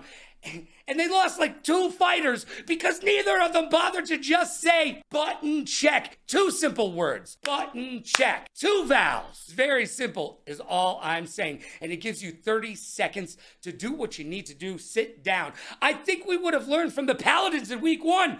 And the Paladins should have learned from New Moon in the finals in season 8. You always call for a button check. I mean, do you like losing? I didn't think so. But you may have the rest of the league fooled. And now it's time for predictions. It's time to break out the old Magic 8 Ball and make some predictions. On Thursday night, we see 2 0-1 teams struggling out of the gates and trying to get their first win. They will be hungry like the wolf. But I think the Ghosts are going to take this. I think the experience of the Ghosts will pan out to a win. And if you're saying, well, the Wolves have New Moon players on it, well, Doomsday, Punisher, and X-Ray all went 1-8 in their first engagement. That's not good enough. So the Ghosts will take this one. And in my Friday night game of the week, we see the 1-0 Click take on the back-to-back defending champions and the 2-0 Reapers. Look, the champions have looked almost flawless. There are no chinks in the armor, whereas the Click still have some things that they need to focus on. Jekyll's playing really good. He went 11-3, whereas Chicken Check went 7-6. So I ask you, as the only champion on the team, is Jekyll their tier 7 bound to be the team's leader? Well, if that's the case, I don't know if the Click have what it takes to beat the Reapers. The Reapers will take this one. And in our Saturday night showdown, the Cyclones versus the Blaze. I've got to take the Cyclone because the Blaze are just a little flame. Look, Hollywood's got his work cut out for him. I understand he is one of the best players in the league, probably one of the best of all time. However, one man does a team not make. I sound like Yoda, don't I? Whatever. No, he's got to get all of those rookies up to par, and they're just not there yet. The Cyclones having a little bit of growing pains as well, a little bit of whining at the drive-through, if you will. Just play the games and win. And I think they're going to win this Saturday night. Cyclones got this. And in our Sunday matchup, we've got the Florida Shoguns versus the Ravens. I see you, Ravens. I see you. Yeah, that one, you know, I'm 7-1, that one, that's the Ravens. That little one right there, I wouldn't worry about it, but that's the Ravens. And I will not doubt you again, especially not against the Florida Shoguns, who have been playing like Tyreek Hill before a Dolphins game, handcuffed. The Ravens got this all the way because the Florida Shoguns just don't know what they're doing yet. Heck, they had a player last week that went 0-9. Don't do that again, ever. And that's my predictions. Let's check in with the Magic 8 Ball and see how I did. My reply is no. Each week this thing gets nastier and nastier. What did I do to you? Welcome to 5 Questions. I've got questions and hopefully you've got answers. Today's guest has been in the UEL for so long, they call him the GOAT. He is the guy who gets the trap to work in the board game Mousetrap every single time, no fail. His name is Billy the GOAT. Hey, what's up? Good to see everybody. All right, I am glad that you are here. I'm sure you have a little bit of trepidation when I reach out to you and I say, hey man, I want you to be on my show. But you climbed the summit, you're at the top of the peak, and now it's time for your first question. All right, you asked in chat, you said in chat, you called it out in chat. The league needs to make some trades. Who is the number one player that you would be willing to trade for? Well, definitely Jekyll after that big performance by Click. I think that he definitely needs to think about getting out of that tier 7 spot and into a higher tier for sure. So that would be my pick. He was our champ of the week this week. So trust me, Jekyll, we see you. Number 2, this was brought up by the casters, and I need to know, Fritos or Cheetos? Fritos or Cheetos? Definitely Cheetos for me. Not a huge fan of Fritos. Definitely like the Cheetos. Doesn't matter if they're crunchy or puffs. Either one, I would prefer over Fritos. Everybody always picks Cheetos. Fritos Well, then get it's no not. love. It's not really a debate then, right? It's just Cheetos are better. Well, here's the thing, chili cheese Fritos got some things happening. You ever see the movie Friday? Check it out. Question number 3. La Bamba is your brother. Mm-hmm. Is there some nepotism with him being tier 2 and you're filling tier 1? Or is he just that darn good? No, I think that he's really good. He's gotten a lot better this season. He quit his job that he had before, and he's taking it really serious. So I think everybody kind of saw that he definitely can be a tier 1. He was offered it by some teams this season, but it was not an ideal situation of it. He was also offered tier 2s and 3s, but by pretty much every other team that didn't offer him tier 1. And I don't know, he just wanted to really grow with us and likes how the tier system is. You know, we're very unique in that. And I think it's really getting everybody to practice and grind and, get a lot better. So I think this is the best, overall the team has been since season 1 for me. It would be a really weird Thanksgiving if he ended up in free agency and went to a different team. I will tell you that right now. And speaking of food, again, the casters got hungry this week, and they brought this up. I need to know, Hungry Man or ramen? Ramen. Ramen? I love ramen. Yep, I used to have ramen all the time back in the college days, so it's a go-to for sure. Even in high school, yeah, it's definitely a go-to. Have you ever put vodka in your ramen? Don't do it, kids. Don't do it. Nope. It's called college, and you try everything once, but don't do that. All right, you've made it through 4 questions. Here's question number 5. Look. I'm ready. You missed a Go match. ask. I know it was a family thing. I know it was a birthday, but a little birdie told me you really have never missed any matches before. I need to know, are you about to go to that front office and call it a day? Are you going to retire from gaming? No, that birdie that told you that is definitely wrong. I hope it wasn't Jerry, because he just lost all his credibility. There's generally been about 1 game that I've missed each season, and the team, I think we've lost all of them except for 1 for all the past seasons. So, I mean, things just come up, right? I run my own business outside of UEL, and now I have a daughter as well, and it was just happened to be her first birthday party that we had, family coming in and everything, so I just couldn't make it to the game. But I don't really see us losing any other games for the rest of the season. So I mean, we almost beat the Ravens without me being there. If I was there, it was a big sweep, in my opinion. So I think we just win that straight up. Do you win the championship this year, Billy, or is it next year? No, I definitely think this year. This year? Yeah, I think the team's really good. We got Ceviche coming back in. If you don't know who it is, then you gotta, look up that lore a little bit. But yeah, he's coming back pretty strong. So I think he's gonna take the league seriously this season. And if he does, having him back in his prime, it's a very scary thing for everyone. Well, all this talk about food has made me hungry. Thank you so much to Billy the Goat for being here for 5 questions. And now it's time to find out who RPG blamed on your loss this week. It's the blame game, baby. And welcome to the game that you asked for, and ask and you shall receive. Who's to blame? We're gonna find out. My guest today is the first non-player to grace the stage of technical timeout. It is the Bots GM, your friend and mine, RPG. Thank you. Oh, you Happy are. to be here. You're so welcome. Don't say that too quick. I wouldn't want you to misrepresent yourself. You haven't got into the thick of it yet. But let's get to it. This is the blame game, and you're a GM.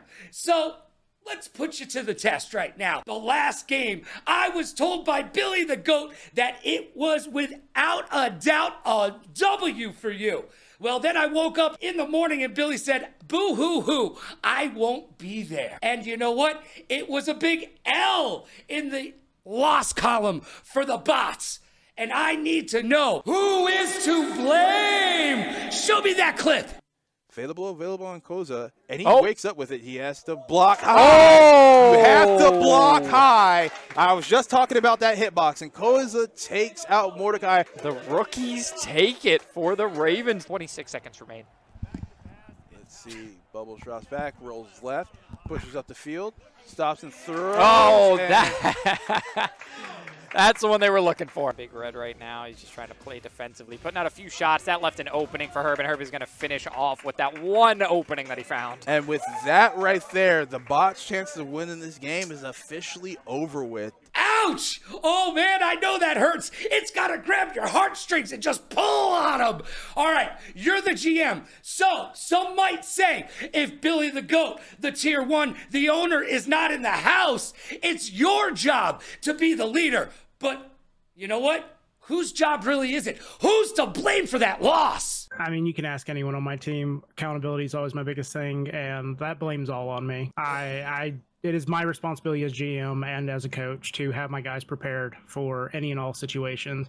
Now, And, here's the thing. I mean, No, time out. I totally agree with you. However, those are not the rules of the blame game. You are not allowed to get off that easy. You cannot blame yourself. I need you to pick tier 1 through 7 or tier 1 who was out to, I don't know, wherever he was. You need to blame somebody other than yourself. I'll wait.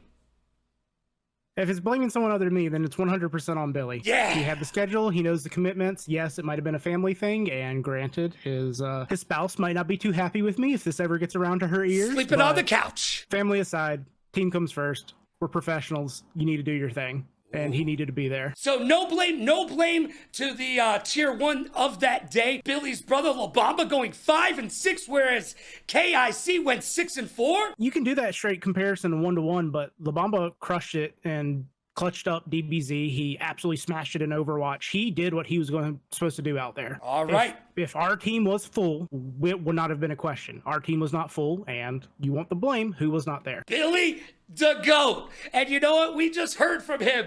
And, well, you might need to call him and let him know it's going to be okay. Maybe he might need a shoulder to cry on after that interview. Look, I appreciate you, and I appreciate you putting it on your shoulders. Do those lat pull downs so you can carry your team on to victory. You are the very first non-player to be on technical timeout. Congratulations. Everybody give a big round of applause for the GM of the Bots.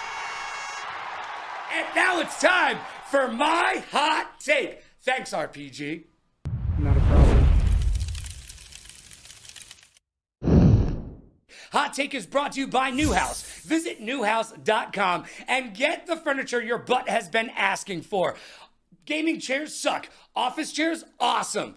Couches, love seats. They've got all your furniture needs at newhouse.com. Use code LoganRadioRocks to save a little bit of that do-re-mi-fa-sol-la-ti do. As if it wasn't bad enough, you have to listen to my opinion all show long. Now it's time for my hot take. And hot take is just a stream of consciousness. Whatever is getting me going that week. And to prove it to you, I'm going to throw on my shades. Well, this week's hot take isn't about my hot take. It's about the cat's hot take. He recently took to YouTube to call the UEL bums. That's right, he's talking to you. Well, some of you at least. And you know what? The cat dropped the cat. And it was serious for a moment. This was from Damien. Yeah, that's right, he gave you the government name. Well, he said that there's a lot of whiners and complainers out there, and I get it. Rules are rules are rules, and you know what? You don't like rules. Well, too bad. You're getting paid to be a gamer, a pro gamer. You went from sitting in your mama's basement to getting out, touching some grass, and going playing video games in another room. But they're paying you to do it. Yes, you're getting paid to play, so you have to follow their rules. I get it. You're not going to be happy about everything, but to be Eeyore, oh, I don't like it here. Go someplace else. Can you go? Do you have an invitation to CDL? No. Do you have an invitation to the Overwatch League? No. Do you have an invitation to EVO? No. Do you have an invitation to any of the leagues? No, you don't. But you do have a home right here in the UEL. The U stands for you. Look, I was at a table recently talking about two different leagues, one the UEL and another league. And somebody said this other league would take over the UEL. And I said, no, it will not. And they said, why? I said, because a kid in Nigeria can't go into a building, sit down at a computer, and try out for that league. That league is full of celebrities and pro gamers. But here at the UEL, we are for everybody. Even you can be a pro gamer. And that's right, some of you are. But now, professional, lacking professionalism. If you want to complain, do it on your own time. Don't do it in a public forum, okay? Look, we all have things we don't like. Tough cookies. And stop making excuses. Excuses are like eyeballs. Everybody's got two. And I don't need them. And the league doesn't need to hear them either. All we want is for you to buckle down, get with the wheel, and understand where the UEL is at and become the best gamer you can. Look, I've said it every single week. There is a difference between pro gamers and end gamers. And if you know, now you know. Everything the cat said is dead on. And I give him props for being a leader of the league and being able to share his unfettered opinion with us. That was his hot take. And this one was mine. Sometimes I rhyme slow, sometimes I rhyme quick. And if you can't be good, be quick. Just like that, it's over. All said and done. B-1 stealth bomber over the head. You didn't even know we were there. But I thank you for being there right here on another great episode of Technical Timeout on the Ultimate End Gamers League YouTube. And you can check us out each and every single Wednesday right here at 9 p.m. Eastern. That's 6 p.m. Pacific. And don't worry, we're about to get turned up. Oh, it's about to get hype. This Thursday, Friday, Saturday, I will be joining the UEL broadcast. Get excited. Ooh, boy. They've never been on a ride like this before with a host who can rap and control the maestro and at the same time kick it O Prime. But I'm going to turn it up to 11 and bring all the hype. So we will see you Thursday, Friday, Saturday, Sunday for all the hot UEL action. I can hardly wait. Be good to yourself and be kind to others. Pay it forward, play it forward. Rock like a party star, party like a rock star. Smile strong, laugh loud, and last but not least, please like, follow, and subscribe. I couldn't do it without you. We'll see you next time.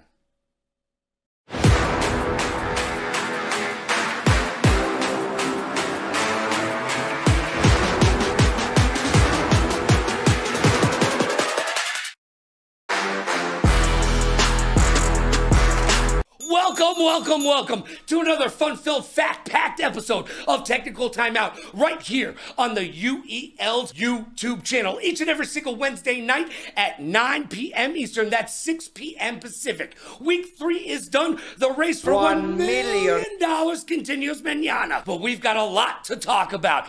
Oh my gosh. I'm going to be name-checking a lot of you tonight. Hey, do you deserve to be in your tier? Are you looking at your contract and wondering, can I get traded? Well, we're going to talk about all that and so much more. So let's get locked in because I've got one question for you and one question only. Are you ready? Because it's time to break forth the rhythm and the rhyme. And it is time to get down like a clown, like Charlie Brown, and turn that frown upside down. And it is time for the UEL to shine. So what do you say we get down to that UEL beatdown?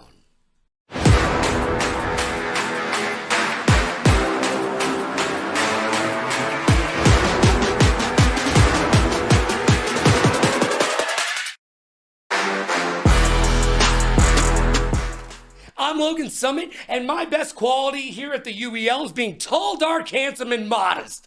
But somebody has to pull it off, right? Well, I've got some questions, and hopefully you've got answers. Because here at the UEL, you can get with this, or you can get with that. I think you get with this, because this is where it's at. So are you ready to get locked in? Oh boy, it's gonna be a barn burner! Let's get to the week that was.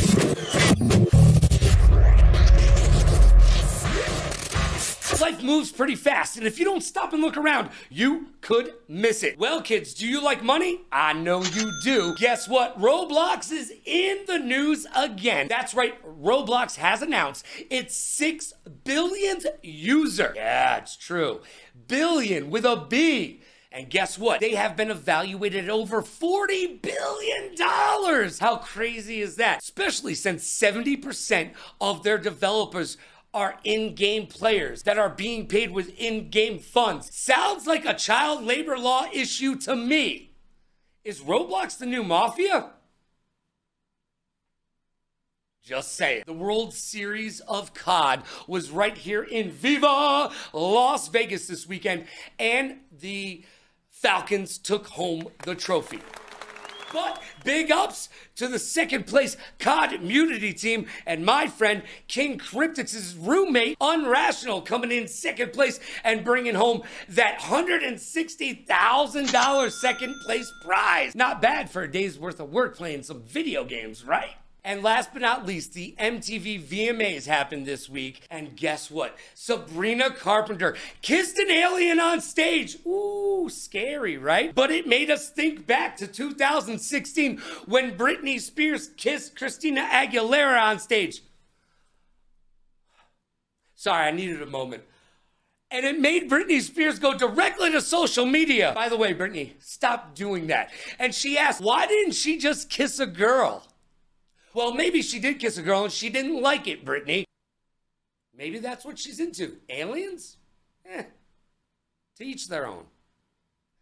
And now it's time for the Champ and the Chump. The Champ and the Chump is brought to you by G Fuel. Head on over to gfuel.com. Use code Logan to save yourself a bunch of cash on all your G Fuel wants and needs. Trust me, you'll thank me in the morning. The champ this week has to be Dolo, going absolutely Dolomite on the competition in the finals and laying the smackdown that even The Rock would be proud of. And they gave a completely valid reason for avoiding Overwatch, and this is what they needed. We said that these lineups might need to be too perfect for them to find the wins. Goodness! And the chump. Sad face. Has to go to the kitten, aka the cat. Oh my gosh. He says it was a button check issue that caused him to wreck at the end of the race. At the finish line in F1. I call shenanigans. That's a lie, Cat, and I'm calling you out on it right now. No button check issue. That was a time issue. You were playing with the clock. Bill Belichick would be proud, but you're a liar, liar, pants on fire. Tell me what you think in the comments. It's the one Cat blew through in the first lap to get that penalty. Now burn all the better. No. Oh my God! Oh. Whoa! And that was the best and the worst from the week that was. The champ and the chump. Now it's time for issues. And now it's time we talk in private because I've got some issues. And Issues is brought to you by Newer. Visit newer.com today and use code Logan to save yourself 20% off of all your creator wants and needs. That's right, newer.com. Use code Logan. Save yourself 20% off of all your pro gear at amateur pricing.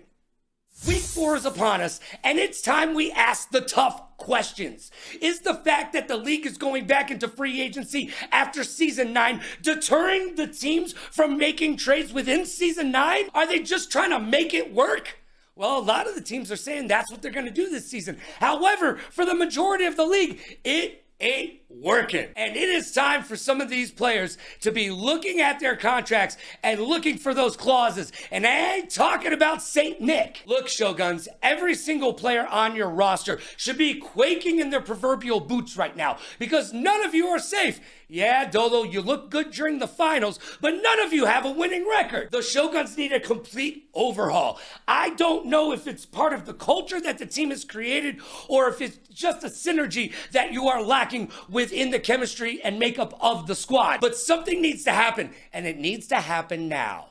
Hollywood came out this week and said he is willing to trade Garto, his number 2. Well, Hollywood is the only one on the Blaze with a winning record, so the rest of you should be worried about your spots on the squad as well.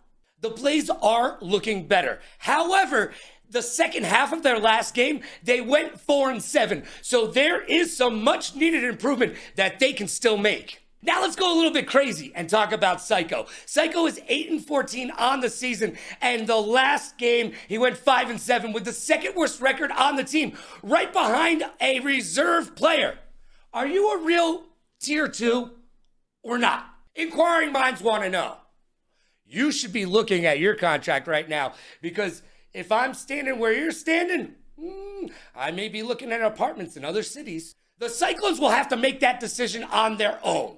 But speaking of Cyclones trades, the Cyclones keep telling us that they definitely got the better of the Silver trade. But from where I'm standing, Silver may not have been a golden trade. He has progressed outside of some fighting games, but his record is still trash. So has Hollywood proven to be an alchemist and trading in Silver to grab some gold in the future down the road? It certainly looks so. Silver and the Cyclones, the better of that trade? I don't think so. So the question still remains. Who is the worst team in the league? Is it the Wolves? Is it the Shoguns? Maybe even the Paladins? But a lot of the teams in the leagues have not cemented their legacy for this season yet. There are moves that can be made, and moves you need to make. Don't start thinking about next season until season 9 is over. Yes, it's always good to have an eye down the road, but season 9 is here and only 20% of it is gone. We've still got 80% of the season to play. There's money to be made, baby. Are a lot of the teams just giving back to their players because this year is a money year? It certainly seems so, and that is a losing mentality. That is not a winner Mamba mentality. Speaking of non-winner mentalities, the Wolves have been rumored to not be practicing Lumina Rush. There's 33 games on the wheel. You are expected to know all of them. And guess what, Wolves? The new update just dropped. So why don't you pick up the sticks, the mouse and key, and get to practicing? Because you're gonna need a lot of practice if you hope to pull this season out of the gutter. And like the great John Wooden once said, perfect practice makes perfect. You gotta sit down and put in the time. Well, it looks like Lockdown took a cue from me, pulled out his magic 8-ball, and made some predictions. He happened to be right. DZ announced this week that he has stepped back from playing and took on a full-time coaching role. Good job, Lockdown. And the Cat, your current MVP and the 3-time defending champion, has come out and said some of the teams that are struggling with the 1 through 7 tiers should maybe knock it down to 5 like they did in the Season 8 finals. Easier said than done, Cat. Not everybody has the Reaper squad behind him. Also, I don't know who's in charge of catering over there in the UEL, but I gotta tell you this. The Ghosts look like they had the itis coming out of the half the other day. So next time, why don't you break out the orange slices, Mom? And each and every single week that the Reapers play, Cutters cuts somebody down. He is the Larry Bird of the league. He gets the gold star in trash talking, and this week was just like every other week.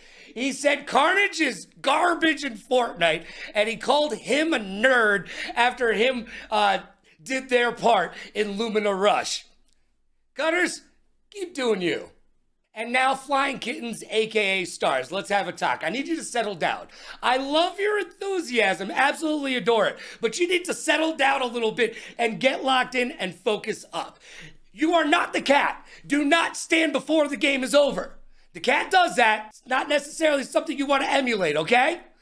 Keep your seat planted until you have won. And also, button check works both ways. You need to talk to the game master and make sure button check has not been called. I hope you do not make that mistake again. What did you learn? All right, I'm always talking trash about players. You know what? Let's talk about some good things that have happened in the league. Well, it depends on which side you're standing on. But let's talk about some uplifting league information. Hydro was able to take Pip-Boy in Street Fighter 6, even though Pip is a master level player. Way to go, Hydro. Gurren swept at Tekken. That was awesome. If you were there, you could cut the electricity in the air. And Chicken Tech went 1v4 4 in Rainbow Six Siege to secure a win. It was downright dirty, like Shaquille O'Neal on flip-flops. Yo, Chris G looked really good racing in CTR, and he came in first place, and then he told the crowd, hey, that was my first time playing. Well, hopefully it won't be your last. I love the fact that Chris G is taking to the league and taking it seriously. If you watch any of his streams, he is practicing a lot of the wheel, and he definitely is a force to be reckoned with in Maelstrom now. Bo Seif told me the other day, I am the GOAT at Fortnite. And, well, their clutch certainly was goatish. They're doing quite well this season. They're 13-6 on the season. And you know who's right behind them? Not quite a man yet, but Pizza Man is 12-7 on the season. And now it's time to make some predictions. I am currently 10-2 with my predictions, so let's break out the old Magic 8 Ball and see who's getting that win this week. In our Thursday edition of the UEL, we see the 1-1 Bandits going against the 0-2 Cyclones. Look, the Bandits beat the Paladins, but they lost to the Click, and the Cyclones have lost to both the Bots and the Blaze. Bandits, you need to show up and show out and show the rest of the league that you are a team to be contended with. Well, I got you winning this one. Let's see what happens. On the Friday night edition of the UEL, we've got the 1-1 Bots going against the 1-1 Ghosts. Look, the Ghosts have lost to the Reapers, best team in the league and the 3-time defending champions. They also lost to them without Cat, and they beat the Wolves. But here's the question, are the Wolves the worst team in the league? There may be a 3-place tie for that. The Wolves, the Paladins, and the Shoguns all are sitting at the bottom of the barrel. I've got the Bots taking this because the Bots only lost to the Ravens without Billy, but he'll be there this week. And in my match of the week, we see the X-Gods versus the Ravens. Look, the X-Gods are 2-0, and so are the Ravens. But the Ravens haven't exactly showed us all that much quite yet. Wonk, who and crew are going to need to do some work this week, because it's the way I see it. The Reapers and the X-Gods are #1 in this league. And until somebody can show me different, that's the way the ball bounces, G. I got the X-Gods and AJ taking this one to the bank. And in our Sunday edition of the UEL, we see the 0-1 Paladins go against the 1-0 Click. Look, from the Paladins camp, I keep hearing they're branding. They're creating a creator team. What does that mean? Get some wins for the love of everything that is good in this league. The name of the game is winning, and you haven't shown the rest of the league that you can do that quite yet. The Click beat the Bandits, but what does that really show in the long run? Well, we're going to find out this week if the Click have what it takes to be at the top of the heap. I see the Click taking this one. All right, let's find out how I did. Most likely to what? Most likely to be tall, dark, handsome, and modest? I already won that battle. And now it's time for 5 questions.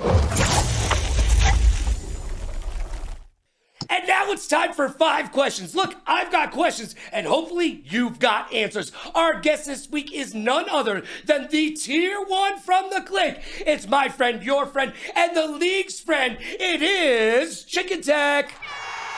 Yo, what's up? Thank you so much for being here. I appreciate you. Let's jump right in. As the Tier 1 on your team, what do you need to do better to get your team back to those winning ways? Honestly, like the scoreboard had a big gap, but like a lot of the games were really close. Like, for example, the finals, right? Like, we had it at like 95% to victory, and then they was able to bring it back, but we just couldn't retake. And so it's just like little minor things with like team synergy type deal stuff, with like a little bit of coverage expansion needed. But other than that, like we're coming together. We've all played together at one point or another. But where we've all never played together. So it's like a little finicky, but it's coming together. It's coming together. And you think time will be the telling factor in this, right? The more you guys get the opportunity to practice and play together, this will work itself out with the 80% of the remainder of the season? Yep. By playoffs, I think you're going to see a lot different game when it comes to the Reapers, because it will be us in the finals the conference finals. Strong statement. We'll be watching. I love it. I love that. Yes, let the Reapers know that they're not just sitting up there all high and mighty without any competition below, because I know you guys are chomping at the heels. Now, question number 2. What is your favorite anime? My favorite anime happens to be Cowboy Bebop, and my favorite movie is Ninja Scroll. Where do you fall in line? Cowboy Bebop for sure that will always be my favorite. Like 100% hands down, like that'll never change. Close second is Naruto. Ooh. My friend Merc Anthony would like to sit down and watch how many thousands of episodes of that? Ah, man, there's too many episodes in anime. You can literally watch some of these for the rest of your life and not finish them. It's absolutely insane. Question number 3. There is a rumor around the league that you have a no trade clause and a tier 1 exclusivity clause built into your contract. Is there any truth to that rumor, or are you really good at negotiation? So I used to have a no trade clause. Okay. But with this season, I don't see me getting traded. And even if I do have the exclusivity tier 1 within the contract. So if I do get traded, I'm still at tier 1 because I know what my value is.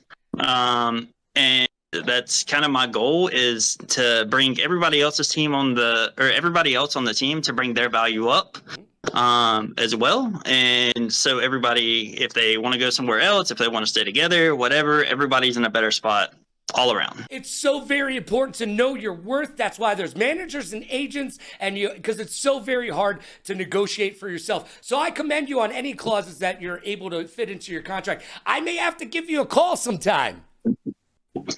Hey, man, the line's always open. I appreciate that, but I'm like West Coast, baby. I could call you at like 2 a.m. Anyways, we'll save that for another night. All right, here we go. I think the kids would say pause on that. I think so. Anyways, question number 4. Living or dead, you can have dinner with any celebrity. Which one are you breaking bread with? It's definitely got to be Leonardo DiCaprio. He just seems like a really peculiar individual. Well, I got to tell you, I met him when he was younger. He used to hang out with an actor friend of mine in New York City, Andrew Davoli, who got capped in the middle of the street on The Sopranos season 4. Go check it out. But I got to meet Leo, and I'll have you know, he is just as weird as you hope he is. Yeah, actors and actresses are a little loopy. Imagine having to watch yourself on screen every day. I go bonkers. Now imagine how they feel. Yeah, I'm sorry to a little bit. Not as much as them, but it's coming there. All right. Question number 5. There's a rumor around the league that you did not play in the finals last season because of nerves. Now, I am a huge proponent of the fact that we do not talk enough about the mental game of esports. So, part 2 of this. Was it indeed nerves? And if so, how did you overcome that? Let's try to make this a learning experience for the rest of the league. So it wasn't nerves. That was not it at all. I don't really get nervous when I play, but that's not the reason for me sitting out. I would say like the main reason is like on paper, it didn't make sense for me to go in because where I was at, if the team started doing a little bit more work on the games that I was good at, they should have been able to secure those. And then having that other person in just gave a little extra oomph to all the other games. And that was kind of the idea, but things happen. They got it. GG's to the Reapers. GG's all around. Now, I got a bonus question for you, because I know you want to talk about it, because I jumped into your stream the other day, and you stopped playing, put the controller down, and you're like, Logan, let me just, before I end up on technical timeout, let me explain something to you. So I'm going to give you your moment to shine. What the heck happened in Lumina Rush? A very bad call is what happened.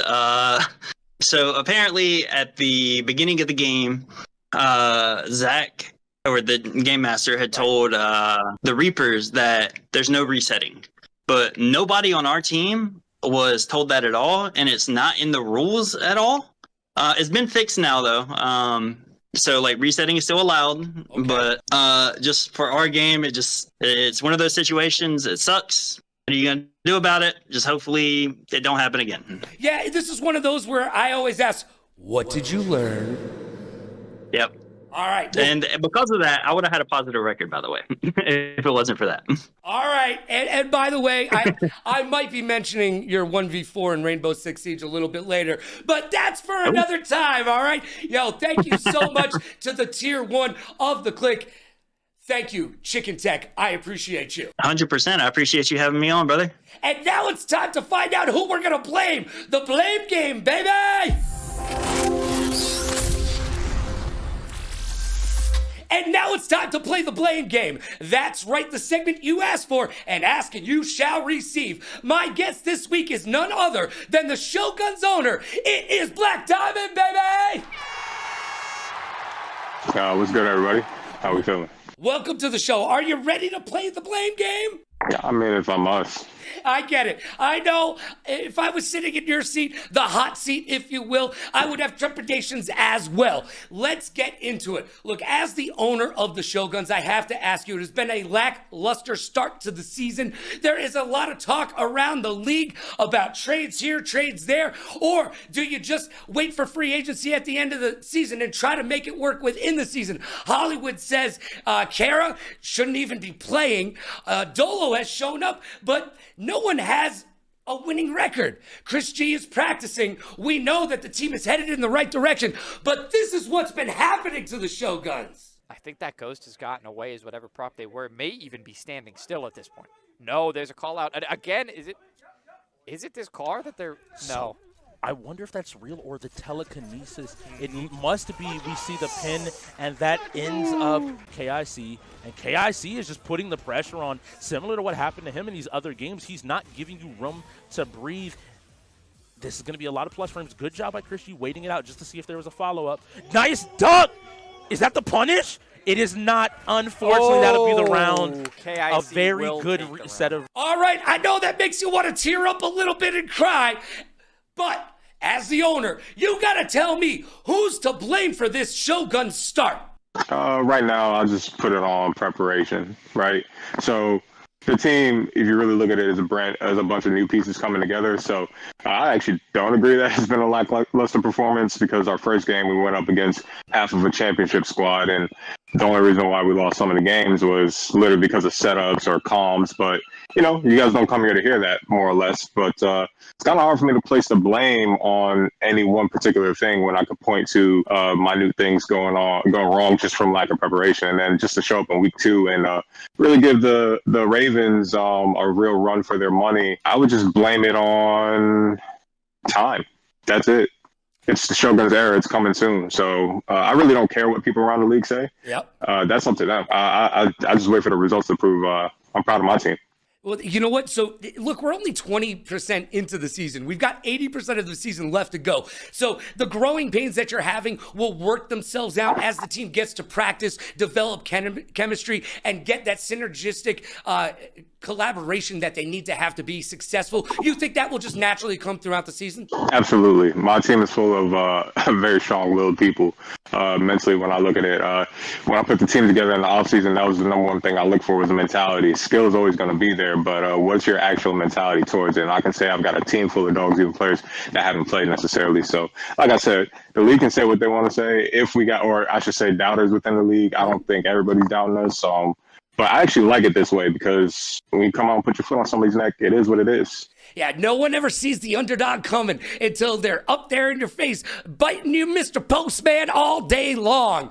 But I have to ask you, if you're saying preparation is the main problem, then my other question is coaching have something to do with that? Or is it just sitting down with the team and getting them to the point that they need to be comfortable with each other? No, I don't think it's any of that. I think distance is the problem. We got players that are traveling in. Obviously, Chris G from Vegas. We got 2 players that are traveling 2 hours south of the venue, give or take. So the time to come into the venue and actually prepare was our first game. Once we knocked out those issues, we showed everybody that we can play. And honestly, it was a questionable call that really led to us even losing against the Ravens. So I'm not trying to blame the rest. If I'm going to play the blame game, we took the proper steps to prepare in that instance, and it resulted in what should have been 11 wins, and really we were going to win roller champs. So if I had to blame it on anything, it's just distance. Distance is the issue. But as you can see, off of two go-rounds, we had minimal preparation issues. So do with that what you will. Fair enough. I like the honesty. You know what? Preparation is key. Like I said earlier on today, the great John Wooden once said, perfect practice makes perfect. And I am sure with that alliteratory statement, the Shoguns will put down the practicing and get it done. And I can't wait to see what your team does for the rest of the season. And I wish you nothing but the best for the rest of this year. Black Diamond, thanks for being a guest. Oh, yeah, much appreciated. And just keep an eye on the team. Can't wait to prove those naysayers wrong. And we'll be watching. And now it's time for my hot take. And Hot Take is brought to you by Newhouse. That's right, visit newhouse.com today. Use code LoganRadioRocks to save yourself tons of cash on all that furniture your butt has been asking you for. The holidays are right around the corner. Go to newhouse.com right now and get yourself that sweet, sweet, sweet furniture that you've always wanted. Use code LoganRadioRocks. Each week on Hot Take, I give you my opinion. And I know you're thinking, would you be quiet already? Well, I would love for you to tell me to shut up, but the league hasn't done it quite yet. I cannot believe that we're heading into week 4, and I still have to talk about button check, button check, button check, setups, and you know what? A lot of come on already. Week 4, LG Skater Girl, no button check? Come on. Hydro leaving StarCraft open during Overwatch 2? Come on. Blue saying, wait till I start practicing these games? It's week 4. When are you going to start practicing? Please. First of all, don't ever say that out loud. Don't let the rest of the league know. But also, start practicing. The Wolves didn't turn in a lineup. Look, you're arguably the worst team in the league. How do you get off not turning in a lineup? That almost proves that you are absolutely the bottom of the barrel. Bo Seif and Psycho, let's talk. How are you going to pick the same car in Forza? How is that a thing? You're on the same team. Just look and say, hey, what car you got, bro? Oh, okay. And then pick another one. Communication is key. And the Reapers and the Blaze got caught practicing before the game? Come on. What is this, JV? No, we're playing for $1 million. Get your head in the game. Get locked in. Practice is before you come to play. And the Shoguns. Come on. Setups. Practice them. Practice them. Practice your setups. That Tekken debacle was just tragic. I mean, there are no excuses for that. You can do better. We are heading into week 4, playing for $1 million. This is not a joke. This is your living. You do this as a professional gamer in the UEL. Start acting like it. And that's my hot take. Time flies when you're having fun. Hey, Logan, that's me. Come on and get some. Did you get yours today? I certainly hope you did. And thank you for being here. Each and every single Wednesday night, we break down the UEL better than anyone else can. Right here, 9 p.m. Eastern, that's 6 p.m. Pacific on the UEL YouTube channel. I thank you for being here. Remember, the race for $1 million continues tomorrow. We've got 4 days of UEL hot action, and I'll be there with you each and every single step of the way. So make sure you get locked in to all of the hot UEL action. Man, it's been a good time. I hope you had fun. Be good to yourself and be kind to others. Pay it forward, play it forward. Rock like a party star, party like a rock star. Smile strong, laugh loud. Last but not least, please like, follow, and subscribe so you will know when to keep up with me, the UEL, and all the awesomeness that is the Ultimate Endgamers League. I'm Logan Summit, and this has been Technical Timeout.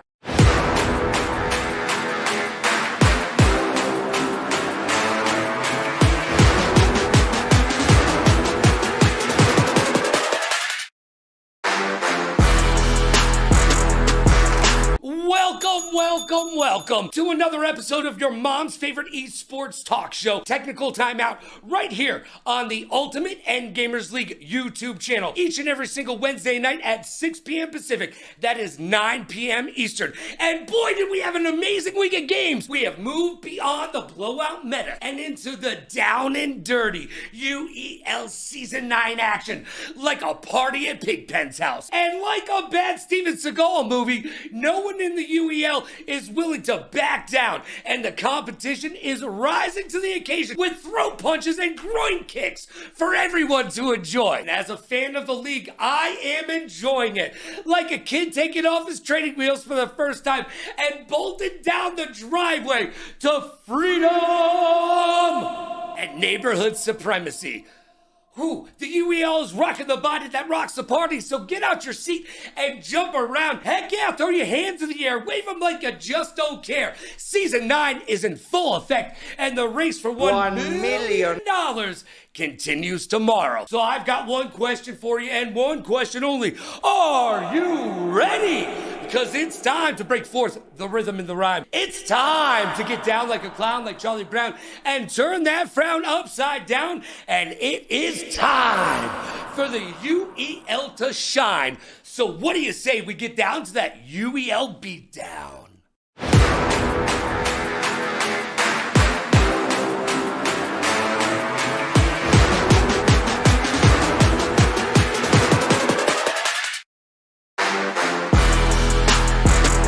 Logan Summit, and I believe one bottle of baby oil is sufficient. This week we will discuss the fact that I am 14-2 in my Season 9 picks, not too shabby, and the competition in the UEL has stiffened. No trades, no problem, but someone has been practicing, and it finally feels like we're playing for $1 million.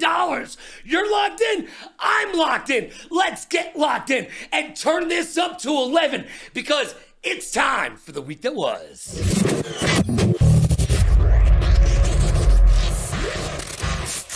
Life moves pretty fast, and if you don't stop and look around, you could miss it. Can you do a kickflip? Tony Hawk can, and Activision is about to flip back into one of the best sport games of all existence. Tony Hawk and Activision have announced they are back into continuing one of pop culture's video game zeitgeist. Pro Skater is back, baby! The partnership will continue with another radiation that promises more tricks, spills, and of course a killer soundtrack. By the way, being a content creator these days certainly has its perks. Between hot tooing your way into a podcast supremacy or becoming the next celebrity boxer, you can certainly make your way in the world today. Now you can add video game company co-owner to that list of things you can accomplish. That's right, Amaranth. Yes, Amaranth has been made an owner of Wild Card Gaming. Okay. Let's not forget, she makes an average of $10,000 at night sleeping on stream. So this may be a little bit more work than she's accustomed to. No, Diddy, pause. This week, federal authorities seized over 1,000 bottles of baby oil from Diddy's homes in NYC and Miami. Tell me, these babies made that oil? Isn't that how we got into this problem in the first place? And now it's time for the champ and the chump. And now it's time for the best and the worst from the week that was. That's right, the champ and the chump, baby. The champ and the chump is brought to you by G Fuel. Head on over to gfuel.com. Use the code Logan to save yourself a ton of money on your favorite energy drink. That's right, go to gfuel.com, use code Logan, and save yourself a ton of cashish. You'll thank me. And this week's champ is none other than Elise, our Chief Wellness Officer right here at the UEL. And while she is breaking down glass ceilings, she's also helping us keep our esports mindset intact. That's right, I always say, we need more esports mental mentality conversation. And Elise is helping us get it done right here at the UEL. And again, right, there's that, it's the whole thing. It's the game that you're in, but then the environment that you're in and the different personalities. Like, you have to be able to tune it out or be able to feed off of it. Again, depending on what game we're playing, depending on where we are in the game, depending on where we are on the board. It's just a lot of moving parts that become seamlessly together to create this environment. And now it's time for our sad face. Oh, Billy the GOAT doesn't live up to his name. He lost to Connor and Tekken. Coming in with the king. Yeah, I mean, Billy's still on that victor, but hopefully Connor might be able to get up to something with that grab. Connor's going to come in here and show Connor what he's got. goes crazy and you. takes out Billy. Connor was 16-7 on the day, whereas Billy did prove to be a true tier 1 at 8-2. But Billy, I need you to live up to the GOAT moniker, baby! And now it's time we should talk in private, because I've got some issues. And Issues is brought to you by Newer. Go to Newer.com right now and use code Logan to save yourself up to 20% off all your creator needs and wants. It's pro gear at amateur pricing. My entire studio is built from Newer, and yours should be too. First, what a week. Now it feels like we're playing for $1 million.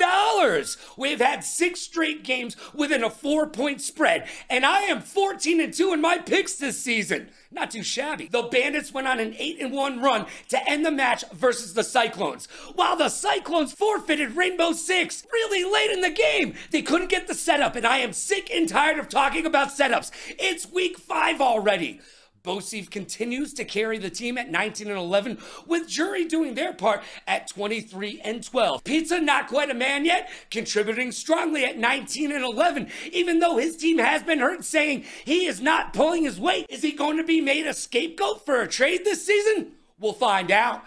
Lucci at 12-6 may be the most improved player candidate on his team. After tying it up at 7-7, the bots explode with a 5-1 run to beat the Ghost. While Spicy was not hot, 16-7, well below a T1 expectation, and Hydro, a team worse, 13-19. Is Billy in the MVP conversation at 15-5? I think so. Mordecai, 19-10, went 5-0 in fighting games against the Ghost, and the bots won strategy and fighting games a combined 8-1. So we know where they are strong like the bull. Are the X-Gods a shoo-in for the South Conference Championship? They're the last unbeaten team in the conference and the second best team in the league behind your returning champions, the Reapers. X-Gods won shooting and strategy, a combined 8-2. Josh Backwards went 10-2 in the match as a rookie, and KIC at 19-16 is underperforming, has a worse win rate than the team average. While on the flip side of that coin, the X-Gods have 5 players in the top 10 in the league overall records. The other 5, all Reapers. So the question is, who are the Paladins? Are they the team that went 7-14 against the Bandits? Or are they the 13-14 team that played the Click? They look like they could be a playoff team against the Click, but they let the opportunity slip away. And now they have a tough schedule coming up. The Reapers, Ravens, Bots, Ghost, and X-Gods over the next 5 weeks. What's up with TLG? Needs a little bit of TLC at 16-13. And Imperial at 5-15? Ooh, you can do better. Chicken Tech is on par at 18-14. And Carnage, 15-20, only has a winning record in shooters. Needs to be better. Jekyll is leading the team 22-14 with no losing record in any genre and the only champion on the squad. With rookie and Vegas native King Cryptics making their debut with the Paladins this week, will he be the catalyst for winning ways? I certainly hope so. And finally, stop forfeiting Jected Rivals. It's one of the coolest games on the wheel, and I need to see it played out more. Flappy Birds meets Fall Guys, X Twisted Metal, everything about that spells fun. Also, be a personality in this league. Make us care about your story, because if you don't care, we don't care. And now it's time to make some predictions.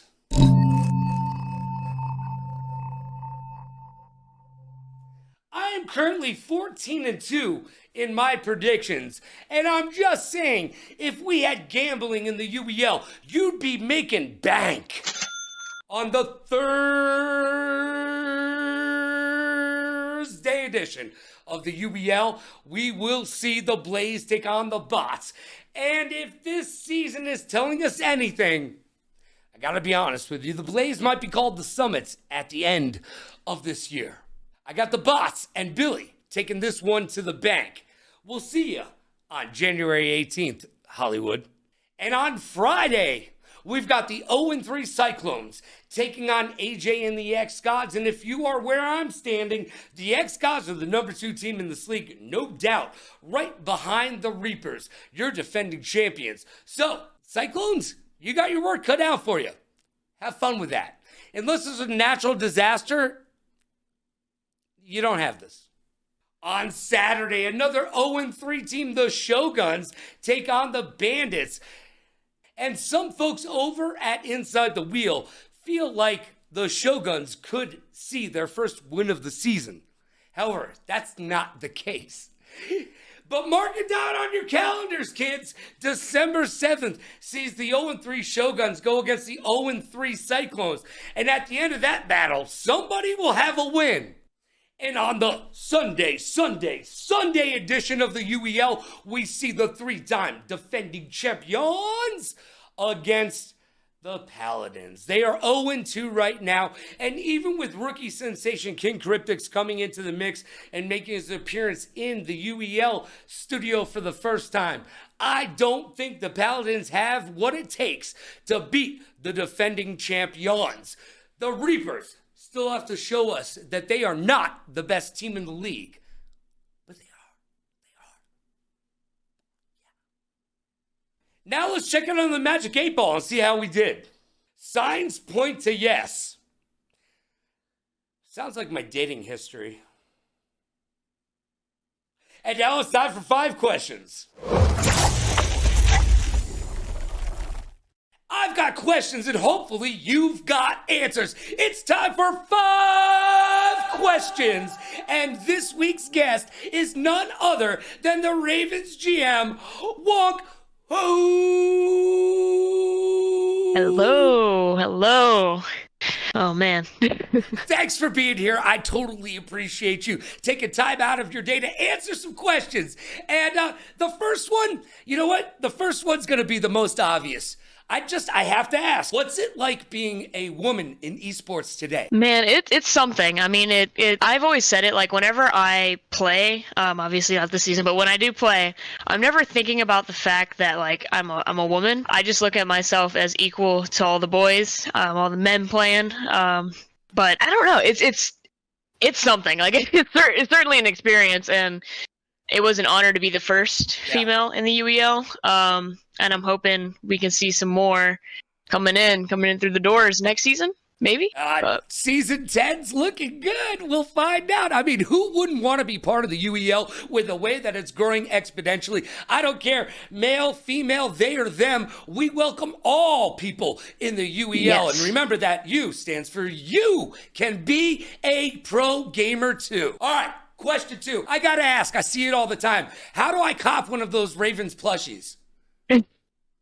So, we're not sponsored, but there's a company that makes, they make, a bunch of fun little characters. I actually have another one right here.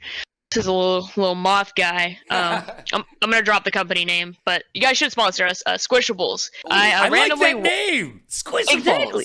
It's great. I randomly walked into Spencer's one day, and he was sitting there, and I was like, oh my god, that's literally our logo in a plush.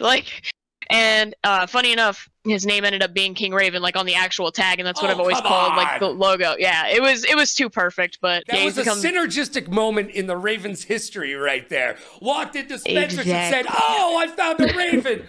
I figured his name would be Edgar Allan Poe. Anyways. Yeah, no, that would have made sense too. Just saying.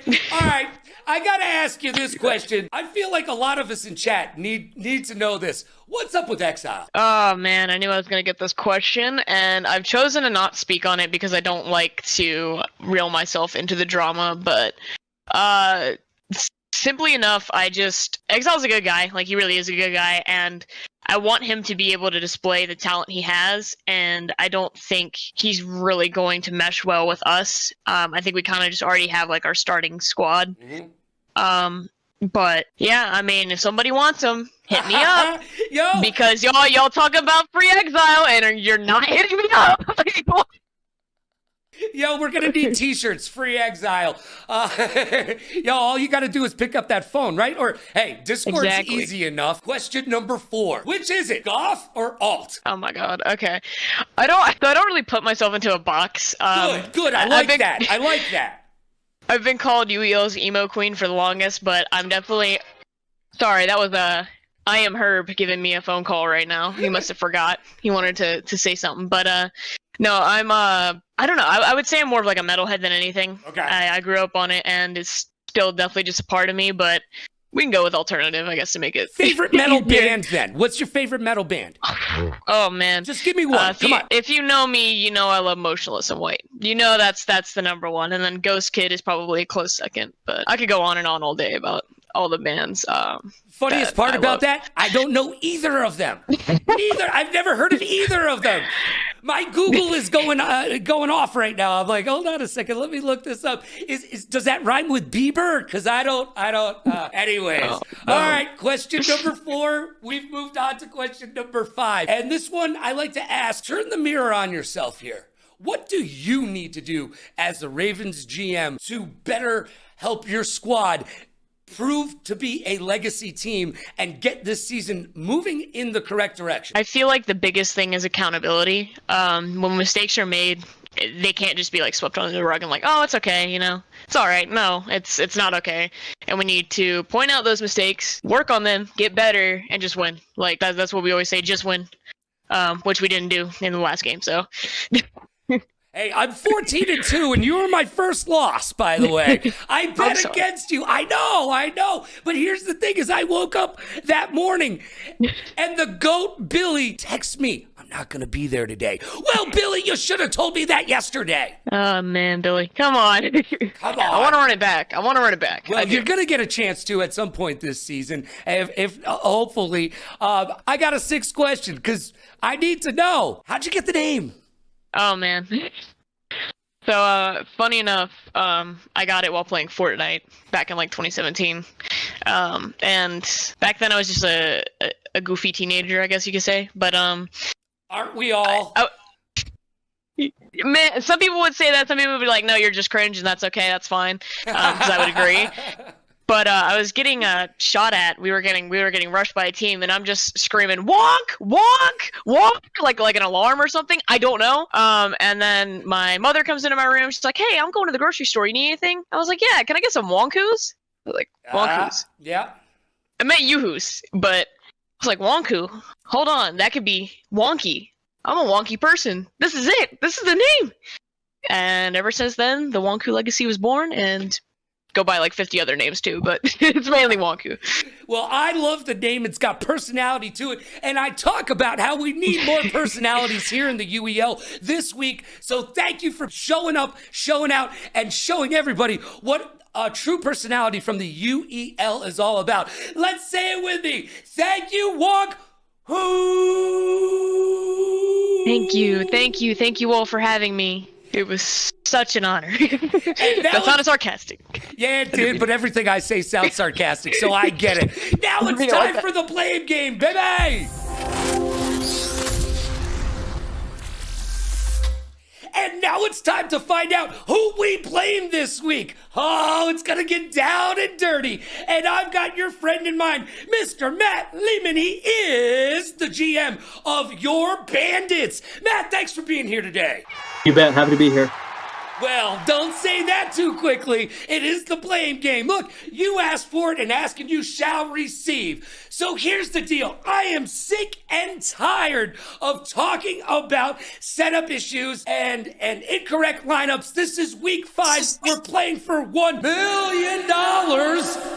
Oh, man, you know what? Just show me the clip. Heading into StarCraft, or rather not heading into StarCraft, because the Bandits are going to hand that one over to the Cyclones. Slow the bleeding, but we actually are going to get a forfeit from the Bandits, surprisingly, just extending that lead. Matt, that's got to tug at your heartstrings. Maybe even make a little tear come to the side of your eye. Now, you cannot blame yourself, but as the GM, who do you blame for this nonsense? I mean, it's tough because I've got my guys doing multiple roles. I'm a GM that's away. I'm not there. So I've got my guys juggling things. One of my guys recommended bringing someone that's not part of the Tier 7 to join. And we didn't really follow up on that. We said no.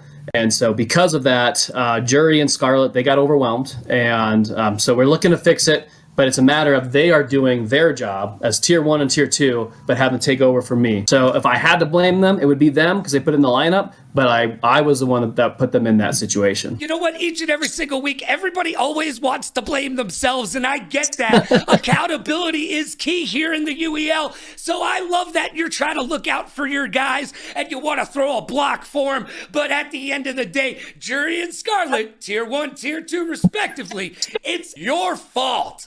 And Matt, thank you so much for being on the Blame Game. All right. Thanks, Logan. Hey, now it's time for my hot take. And Hot Take is brought to you by Newhouse. Go to newhouse.com right now and use code LoganRadioRocks to save yourself tons of cashish on all the furniture that you want. Trust me, you don't want a gaming chair. You need an office chair. Sit like a boss. You think Bill Gates sits in a gaming chair? Nah, I don't think so. All right, each and every single week on Hot Take, I give you my unfettered opinion, and just to prove to you that it's just a stream of consciousness, I throw on the shades. Now, I've been meaning to tell you about a story for a few weeks. I was walking down the strip, rocking some Vans sneakers, and I heard a group of kids walk by me and snicker to themselves, look at that old guy trying to be cool wearing Vans. Look! Vans are 45 years old, so you're welcome. I gave you Vans. The generation before you gave us Uggs, which are short for ugly, and your generation gave us Crocs, which are just a crock of... So you know what? Understand that styles come back and forth, and you need to know those Converse All-Stars you're wearing? Yep. You're welcome for those as well. And you know what? At 46 years old, I have done a lot and accomplished a lot. So you should probably look both ways before you cross the street. I'm just saying, whatever happened to appreciating your elders? I need respect. And you need to respect the awesome style that I brought forth. Now, I'm sorry for the whole trucker cap thing in the early 2000s. That's on me as well. But Vans, Converse One Stars, you're welcome. And that's my hot take. We did it like this, we did it like that, we did it with a wiffle ball bat. So I'm on the run, the cops got my gun, and right about now, I know you had some fun. Thank you for joining me right here on another great, fun-filled, fact-packed episode of Technical Timeout on the Ultimate Endgamers League YouTube channel. You can catch us each and every single Wednesday night at 6 p.m. Pacific, that's 9 p.m. Eastern. Look, tomorrow, the race for $1 million continues, and the action is just getting bigger, better, badder, and hotter. So tune in, join me and the rest of the team as we bring you all of the UEL action. Be good to yourself and be kind to others. Pay it forward, play it forward. Rock like a party star, party like a rock star. Smile strong, laugh loud, and last but not least, please like, follow, and subscribe so you will know when I will be live once again, giving you the Ultimate Endgamers League inside scoop. I'm Logan Summit, and it's been my pleasure to hang out with you. Take care of yourself, and if you can't be good, be quick.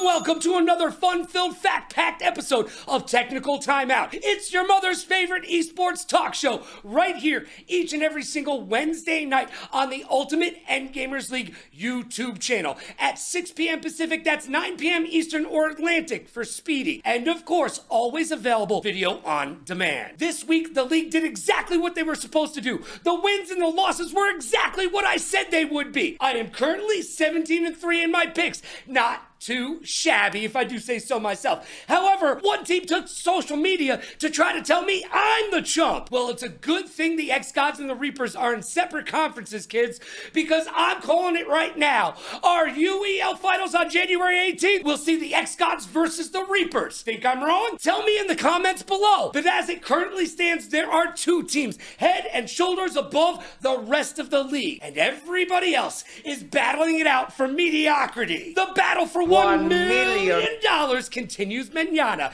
as season 9 is in full effect. So I got one question for you and one question only. Are you ready? Because it's time to break forth the rhythm and the rhyme. It's time to get down like a clown like Charlie Brown and turn your frown upside down. And it is time for the UEL to shine. So let's get down to that UEL beatdown.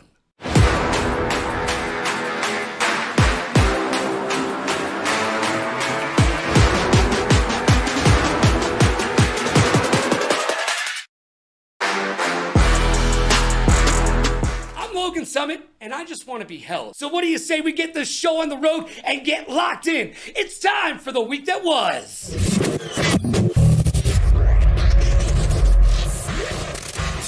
Life moves pretty fast, and if you don't stop and look around, you could miss it. Newly reformed rock act Linkin Park will perform the 2024 League of Legends World Championship Anthem, and that's after a 7-year hiatus. That's right, they got the band back together after the death of frontman Chester Bennington. Linkin Park have recently announced the addition of Emily Armstrong as their frontwoman. Unfortunately, social media reminded us that she supported Danny Masterson. Yeah, you know, that guy from the 70s show who was in prison for the rest of his life with Ron Jeremy? Yeah, that guy.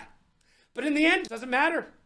Mortal Kombat 1 Chaos Reigns, which is a story campaign that offers new additions to the MK1 roster, including Sector, Noob Saibot, and Cyrax. The new campaign was released September 24th, and it also features Ghostface, the T-1000 Terminator, and Conan the Barbarian. Guess what, kids? Get excited, because animality finishing moves are for everybody. Yeah, get your animal on. Andre 3000 is one of the greatest rappers to ever grace a microphone and one half of the Grammy-winning rap group Outkast. However, he put down the mic as he says he can't rap about colonoscopies. I beg to differ, but he hasn't stopped making music and touring. Nope, he dropped New Blue Sun, a spiritual jazz album in which Andre plays the flute. The flute? Who plays the flute? No one wants to see that except for Jethro Tull. So pick up a mic and shake it like a Polaroid picture on stage. Plus, there was this one time at band camp. Just saying. And now it's time for the champ and the chump. And now it's time for the best and the worst from the week that was. It's time for the champ and the chump. Bring me those highlights. The Champ and the Chump is brought to you by G Fuel. Use code Logan at gfuel.com and save yourself a bunch of money. Remember, don't drink water, fish piss in it. Drink G Fuel. The champ this week is the X-Gods and the Tier 1 AJ and the Tier 2 Nexus, both going 9-1, showing up and showing out in their win against the Cyclones. AJ, not so much, and there you go, almost a perfect reflection of each other. These are two sports Tier 1s. And then Nexus standing up with that 9-1 as well. Same record as his Tier 1. They've gone in for a lot of similar games. And now, sad face. The Clique sent in the wrong lineup. After the game, the Paladins were given the win, only because of the Clique setup issues. I am sick and tired of talking about setups. This is the last time I'm going to mention setups. Maybe. Do better. Those guys in these tier positions are in these positions because of the roles they fill. And it looks like we heard a timeout click from the floor right now, so meaning somebody's not able to get to all the perks. And now it's time for issues. And now it's time we talk in private, because I've got some issues. And Issues is brought to you by Newer. Visit Newer.com right now for all your content creator needs and wants. Use code Logan to save over 20% off of pro gear at amateur pricing. I'm reading off of a Newer teleprompter right now, and you could be too. Visit Newer.com and use code Logan to save tons of cash. Who can beat the X-Gods? or the Reapers? That's the question. We are halfway through the season with a big-time playoff bonus. That's $5,300 to play video games. What are you going to do to secure your cut of that do, re, mi, fa, sol, la, ti, do? I think some trades might be in order. Do the Ravens and the Bots have a trade between KIC for La Bamba? Just saying, it might solve some problems. Do the Blaze need to trade Elgato for a fighter, or maybe even Jekyll? Hollywood has alluded to the fact that he'd be willing to look into a trade for Elgato. So your days might be numbered, my friend. Showing up late, button check setups, the incorrect lineups, oh my! The Click, Bots, Blaze, and the Paladins, you need to get locked in. Brosif, bro. NCAA, what happened? I haven't seen that many interceptions since Brett Favre retired. Yes, he holds the interception record. That's a more you know moment, kids. On the flip side, the Bandits blocked a field goal, and you don't see that every day. Dictator Chicken had Skullgirl issues. Sin wants to be Racer of the Year, and then DNFs in Forza? Come on, man! Boar was a detriment to his team once again with some unfriendly fire in Fortnite. Watch those guns, kids. Chris G got beat in Dragon Ball Fighters and blamed his controller. Button check?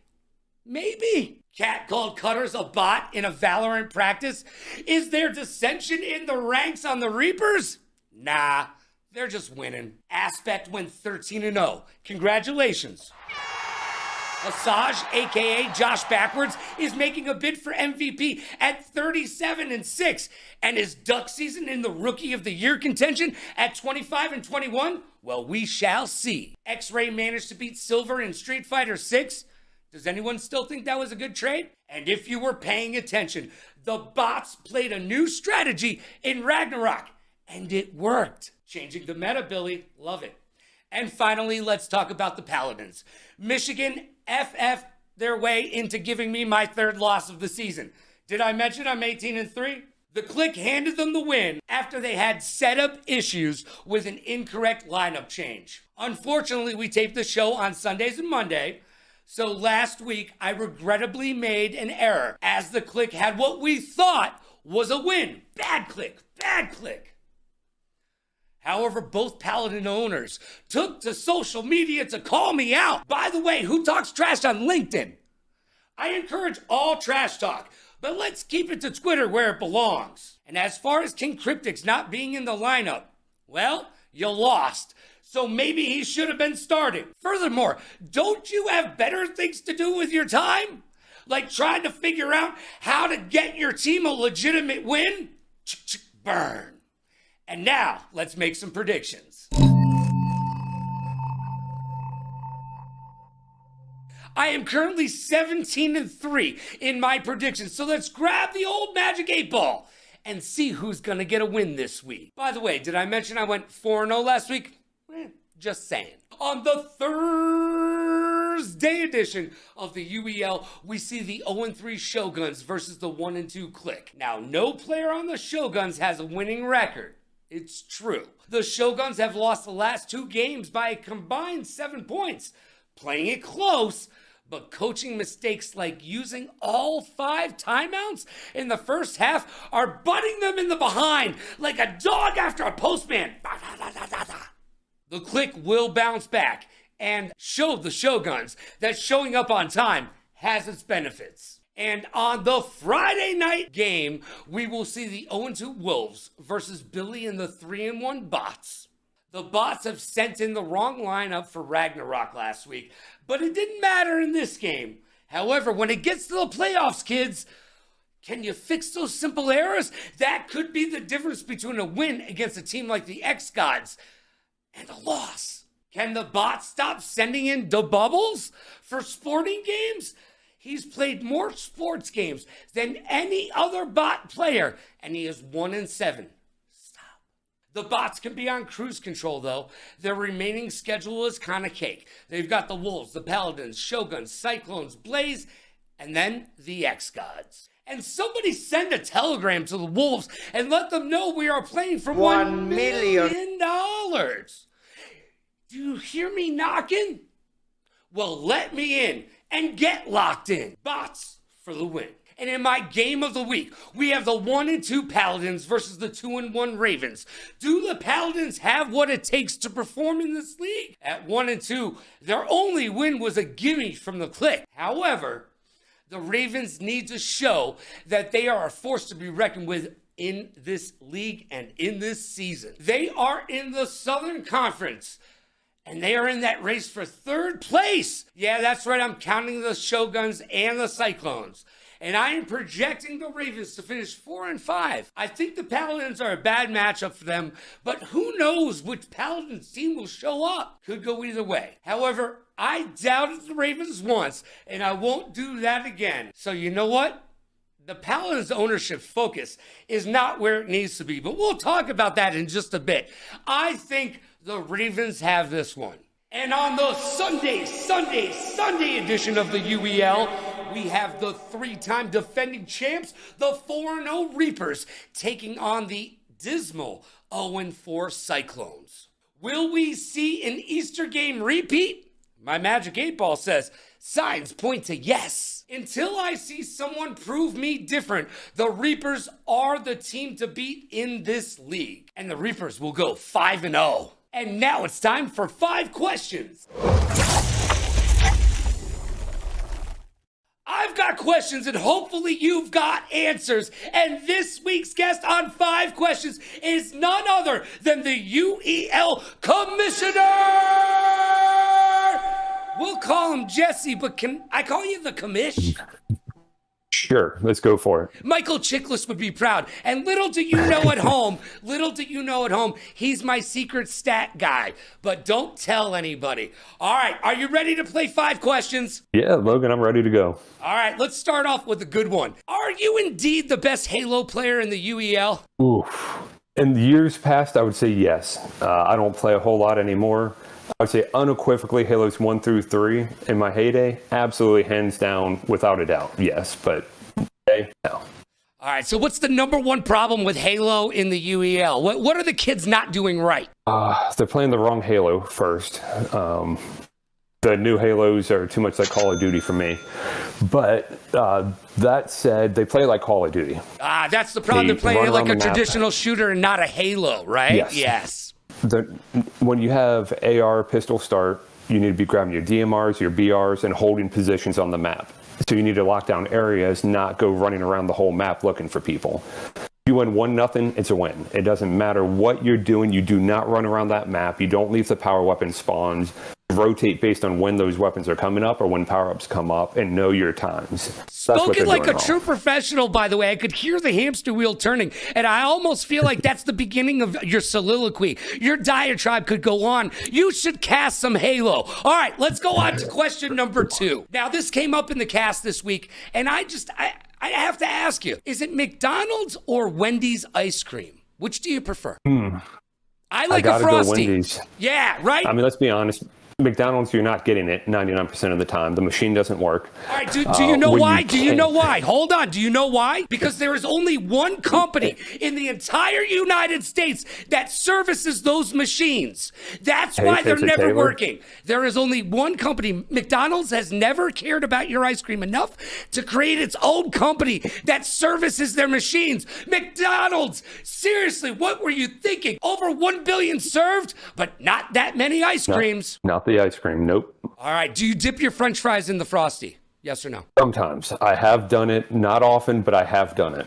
All right, so have I. I'm guilty there too. French fries and ice cream, 2 of my favorite things, not necessarily combined, but the Frosty French fry thing, if you haven't tried it, do it. You might like it, I don't know. All right, question number 3. What does the UEL need to do to continue to be the best esports league in the entire world? What we're currently doing. Just keep doing, don't sell a lot different than what we're currently doing, because there's no one on this planet doing anything close to what we're doing. And keep the same trajectory.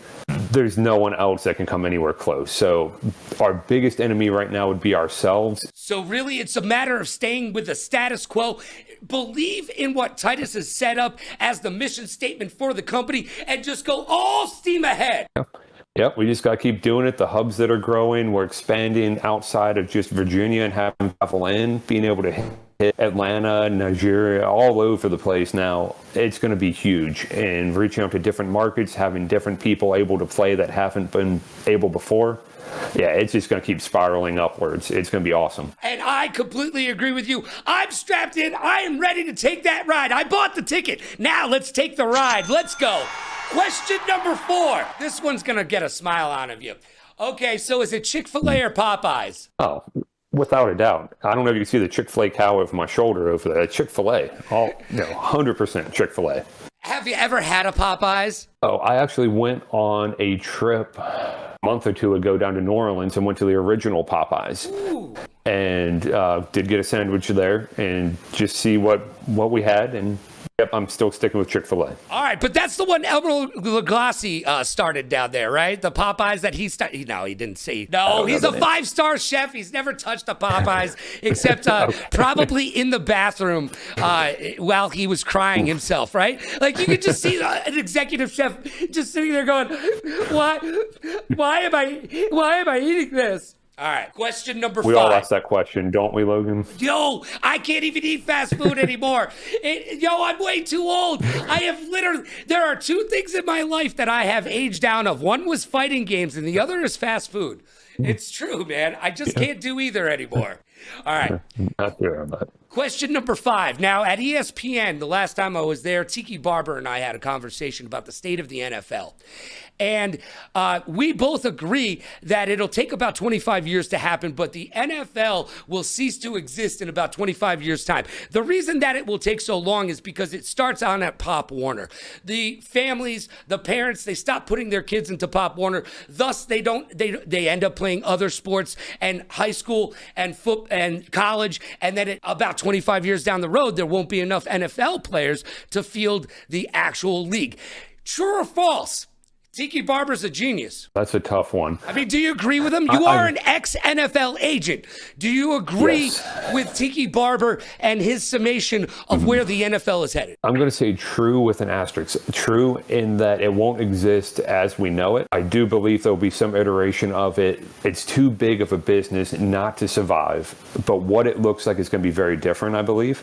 25 might be a short time frame. I think it might be a little bit longer. But I do think it'll cease to exist the way we know it. But it won't cease to exist in any form. Yeah, I think flag football is going to be the wave of the future. You're going to see a lot more incorporated into that. We're going to get away from the XFL and more to what we see on college campuses and intramural sports, and that will become the next iteration of the NFL. Before I let you go, I need you as the commissioner of the Ultimate End Gamers League. Man, I need you to give us a little statement. Pump us up for the rest of the season, because this show this week has been all about trying to make everybody understand that they cannot be complacent, because we are playing for $1 million. So what do you have to say to the league? Get your setups right. All that is holy in this league, I beg you, get your setups correct. I know there's some game issues, and you can't be blowing 5 timeouts and a half. You can't be putting F1 on 5 laps. We can't having all these mistakes happening right now with the league going the direction it's going. If you're not careful, if you're not doing things the right way, if you're not practicing, you're going to find yourselves out of the league very, very soon as we're expanding to these hubs. I don't want to see that. We have the best gamers on the planet. I believe that. But if you're not doing the little things right, you're not going to take care of the big things. And that's when you're going to lose your spot. You are preaching to the choir. Hallelujah! Yes, end gamers. Be an end gamer. Know that there's 33 games on that wheel, and you are expected to touch each and every single one of them. Jesse, the commish, thank you for being here. I truly appreciate you. Hey, you're most welcome, Logan. Thank you for having me on. And now it's time for the blame game, baby! And it's time to play the game that you asked for, and ask and you shall receive. It's time to play the blame game. And live from the ATL, we've got the owner, the GM, still, I don't know, we'll find out, and definitely the tier 1. It is Hollywood from the Blaze, baby. What's going on, Logan? Thanks for having me on here. My second appearance, but first time on the blame game, so I'm excited to see what you got for me today. And you are the second person to ever come on twice. No, you're the first person to ever be on twice. So congratulations. You've made it to the Technical Timeout Hall of Fame. Hey, thank you. All right, but don't thank me too quickly. Don't thank me too quickly. All right, now this week, another tough loss. And at the end of the match, you did something that league officials have told me you've never done before. Let's check out the clip. We also had probably some of the worst calls I've ever seen here at the league today. So we lost so many timeouts. Dude, all right, look, normally on the blame game, I don't allow you to blame anybody but yourself. But from where I'm standing, you're the owner and you need to own up to it. What went wrong? Why are you blaming the officials? Well, yeah, I would blame the official, but also we also didn't play well. So, it was definitely some preparation again. Like some of my players aren't practicing as much as they should be. We, as players that are vets in this league, we practiced for $0 back then, and now you're getting paid minimally $400 a game, and they're not practicing as much as we were, and it definitely shows. So I would definitely say, like, yeah, the refs, the ref, he definitely trolled us in a heavy amount of games, and I wouldn't say it was biased, but definitely was not in our favor whatsoever that game.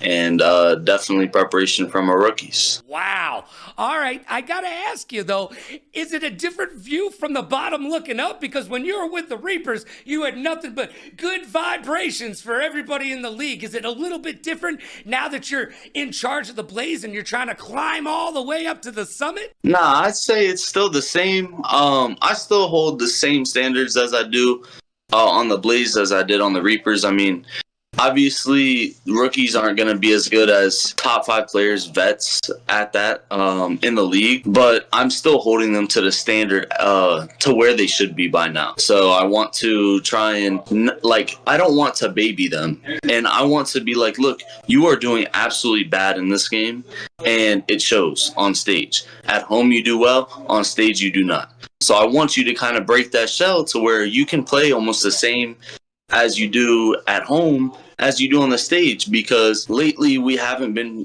winning, and if we do win, we won versus Cyclones and it wasn't convincing. So I mean, I'm still the same. You ask anybody on the Reapers, I would yell at them even on a win. Like when Eric was on our team, I mean, it's a El Garto. No one knows his name is Eric. Oh yeah, Garto, my bad. Well, formerly Munch, yeah, he trolled us in so many games before. I yelled at him even when we win the game. Like, I yell at everybody because I know they can do better than they do, and I don't want to hold them to a lower standard than I know they can be at. All right. They can be higher. Speaking of doing better, you've got Lockdown now to help you get locked in, but you're still having setup issues. What are you going to do to prevent this in the future? Because this can't continue, and I know it's got to be making you nuts. Yeah, I mean, I think some of it is just where, like, if me and Garto and Milk are in a game and Lockdown is trying to coach it for us, we have to prepare the rookies to go and set those games up properly.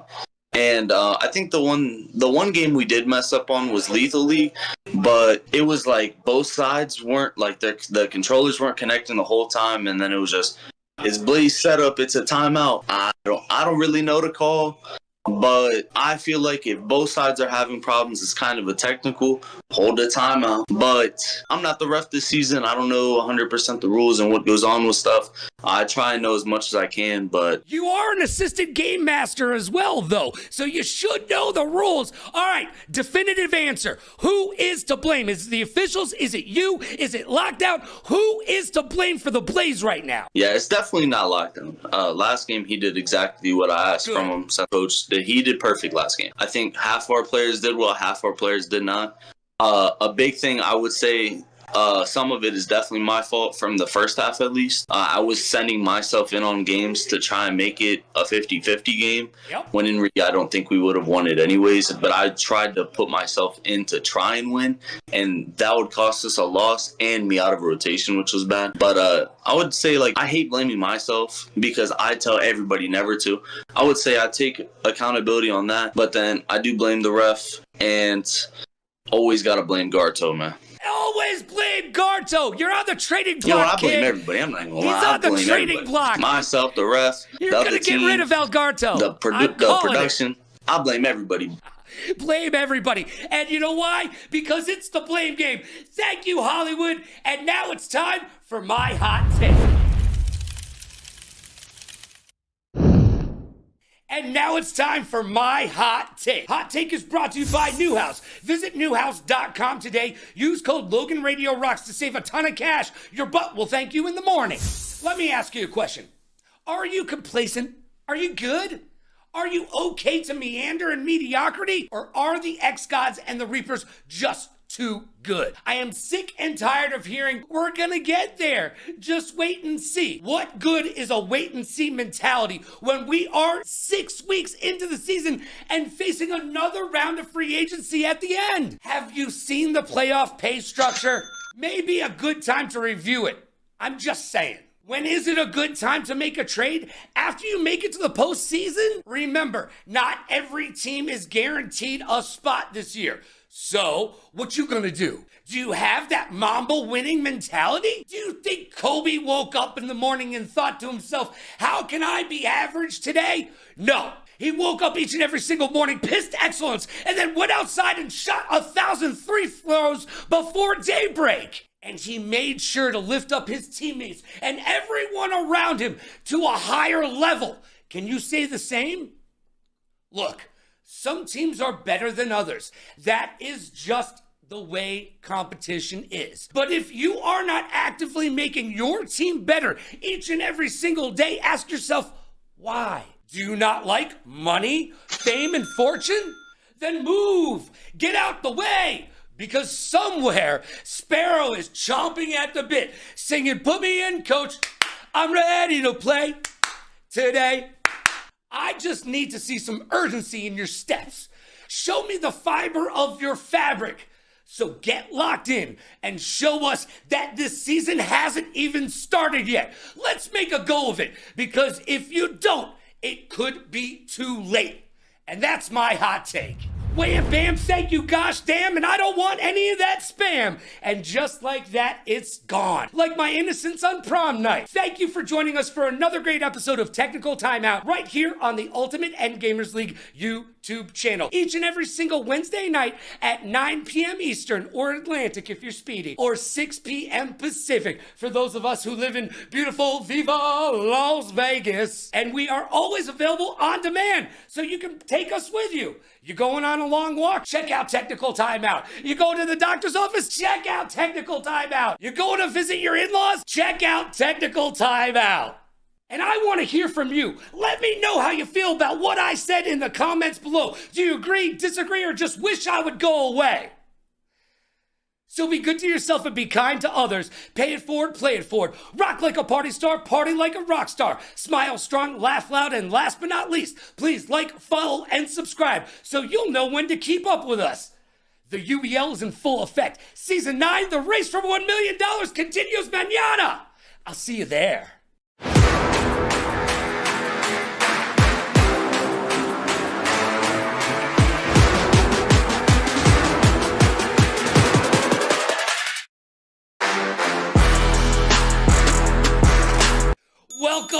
Welcome to another great fun-filled, fact-packed episode of Technical Timeout right here on the UEL YouTube channel. Week 6 is done, and Week 7 in the race for $1 million continues mañana. Well, we did see some of the lower bracket teams play better this week. I think I need to remind you all of a quote from the late, great Mean Gene Okerlund. Close only counts in horseshoes and hand grenades. Boom.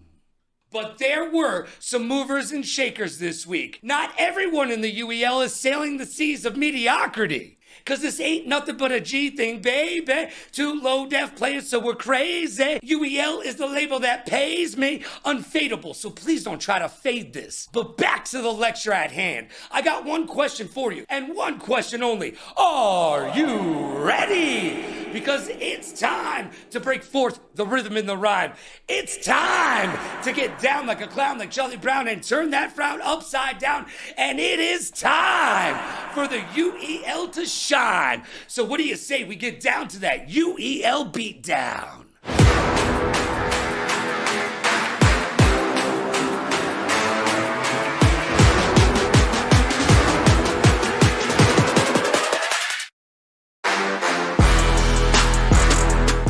I'm Logan Summit, and as you might imagine, most of my power is derived from this here mustache. It's true. And oh, by the way, in case you're wondering, I am 22-3 in my predictions this season. Not too shabby. But we'll get into that a little bit later. We've got a great show ahead of us, so let's get locked in. It's time for the week that was.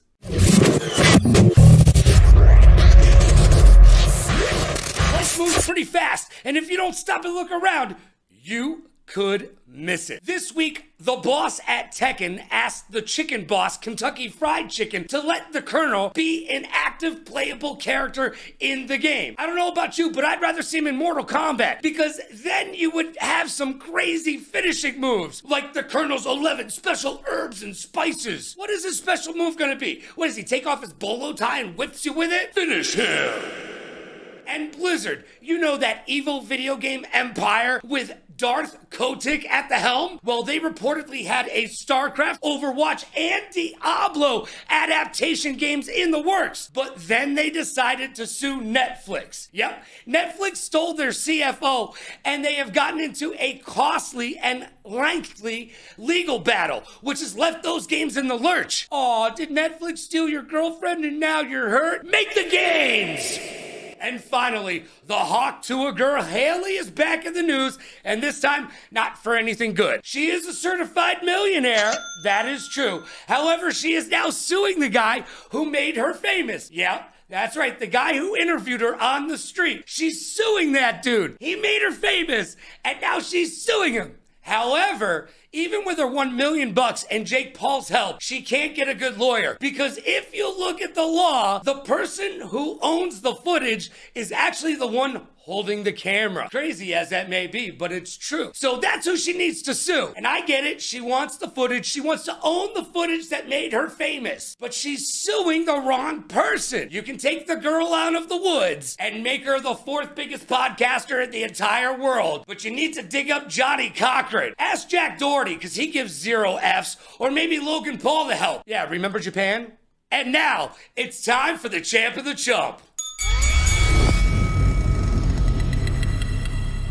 And now it's time for the best and the worst from the week that was. Give me those highlights. And the champ of the jump is brought to you by G Fuel. Go to gfuel.com right now and use code Logan to save yourself up to 50% off all of your G Fuel needs and wants. All the cool kids are doing it, and so should you. The champ this week goes to Jekyll. 30-20 on the season, but he showed who had the big brain on Brad in Maelstrom and made sure to secure the win for his team. If someone on his team is counting points, you deny them a bounty, deny them a point, and you ensure that you instead die to the storm. This is what I want to see. Yeah. He makes sure that they don't get any more points along the line. And the chump this week, sad face, is the bots. They used 2 timeouts to fight Billy's limited edition controller. He was making players empty their backpacks. And you know what the entire time? It was in his own bag, baby. Of course, we have to stop everything to ensure that his limited edition pink control. Notice, it's not just one control. It's a limited edition pink control. La Bamba took Billy's remote. Oh, my goodness. Oh, Billy, so sad. And now it's time for issues. It's time we talk in private, because I've got issues. Issues is brought to you by Newer. Visit Newer.com today. Use code Logan to save 20% off pro gear at amateur pricing. That's right, Newer.com has all of your gear to be a true content creator. Visit Newer.com and use code Logan to save big bucks, baby. It's week 7, and we still have some naughty teams out there. Let's start with the Florida Shoguns. They had set up issues. and they were losing their mind when they won their first game, which I would remind you made the score 7-1. Yep, they had just lost 7 in a row. Settle down and know your role. Both the Shoguns and the Clique didn't turn in the correct lineups for Checkmate Showdown. Do better. Even the Reapers had setup issues, but that could just be jet lag from partying in the ATL. Cat went 7-5, not the 10-1 dominant performance he showed after the long flight home from China, but still a winning record nonetheless.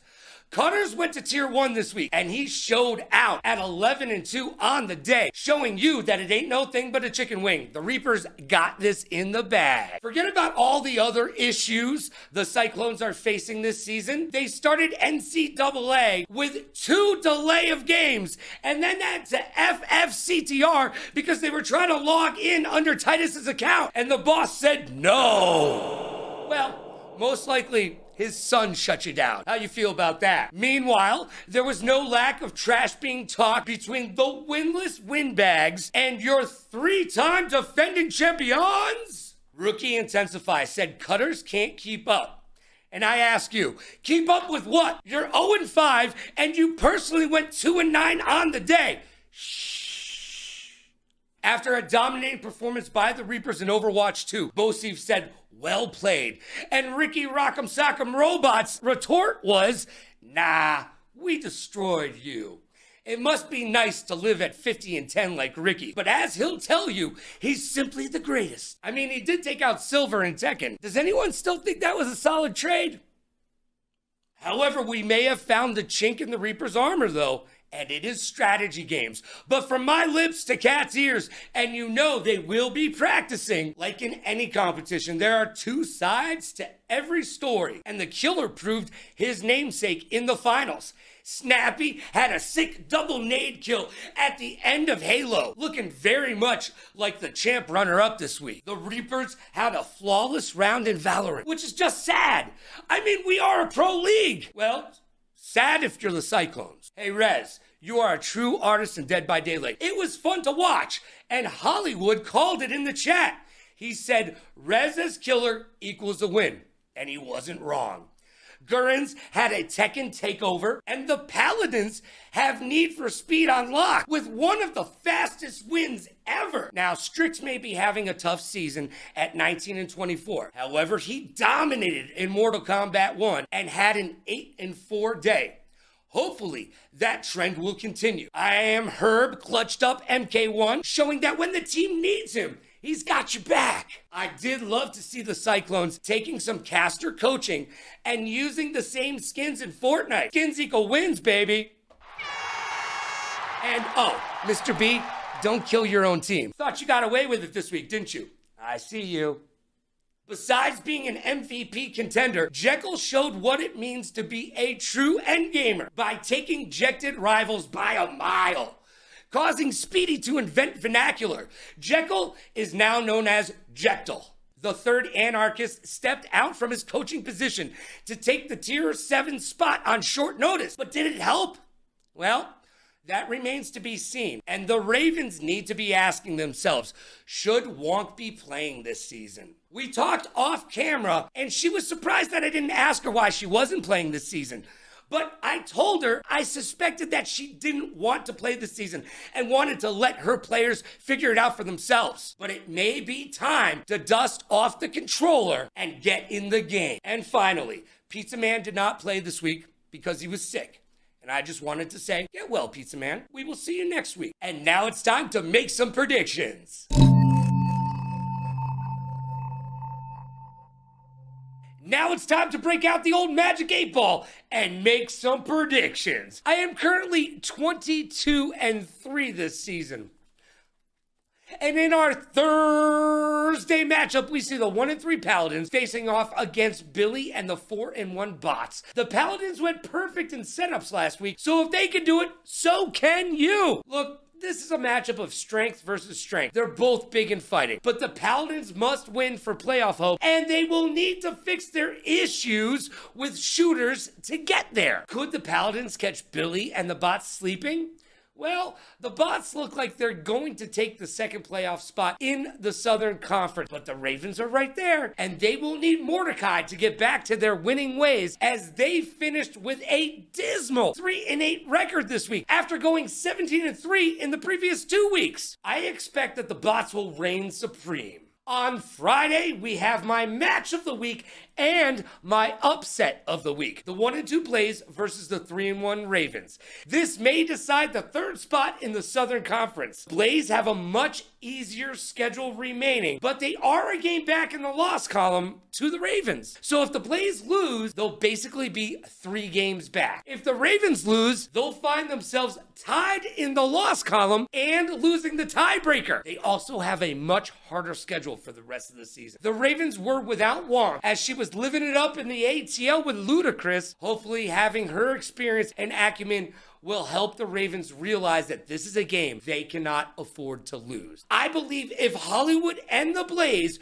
are going to show up this season, it needs to happen this week. This is a must win, and I believe Hollywood will have his team ready to do battle. I think the Blaze will show out and show the Ravens and the league that they are not to be counted out this season. On the Saturday edition of the UEL, we've got the 2-2 Click squaring off against the 0-5 Cyclones. Look, Chicken Tech cherry-picked his team, but the Click will need to lean on their Tier 5 standout and only champion Jekyll to keep this team on track towards a playoff spot. Will the Click choose to sit Carnage once again as he has the worst winning percentage on the team? While the Cyclones continue to struggle, with Bosif saying about the Reapers game, I quote, "We only lost by half their points, which is insane." That is a defeatist attitude for sure. They need to practice shooters, which they are 6-23 on the season, and racing games where they are struggling to find the pavement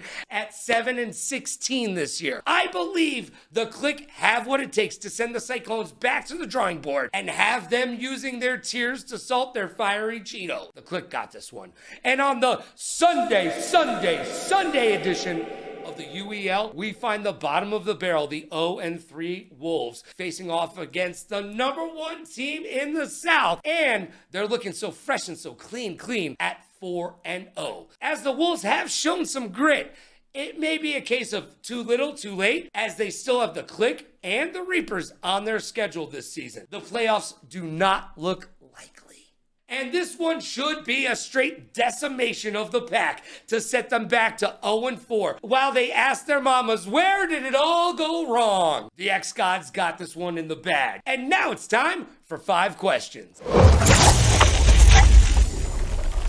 I've got questions and hopefully you've got answers. This week, my guest is none other than the 30-20, right now Tier 5 for the Click. His name's Jekyll, but they changed his name this week to Jekyll. Hey, how you doing, brother? I'm doing great, Logan. Thank you for having me on.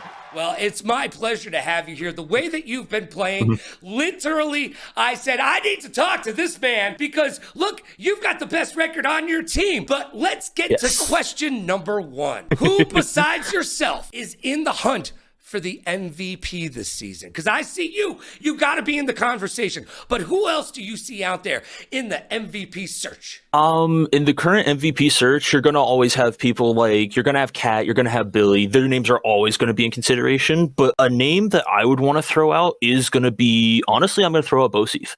Bosif has had basically been thrust into a Tier 1 position on a rebuilding Cyclones team and has taken charge. He has done everything right. And now the team just needs to follow up and back him up so they can start winning some games. Well, I know Bosif's going to love hearing that. Somewhere at home right now, can you hear that? That's Bosif cheering right now.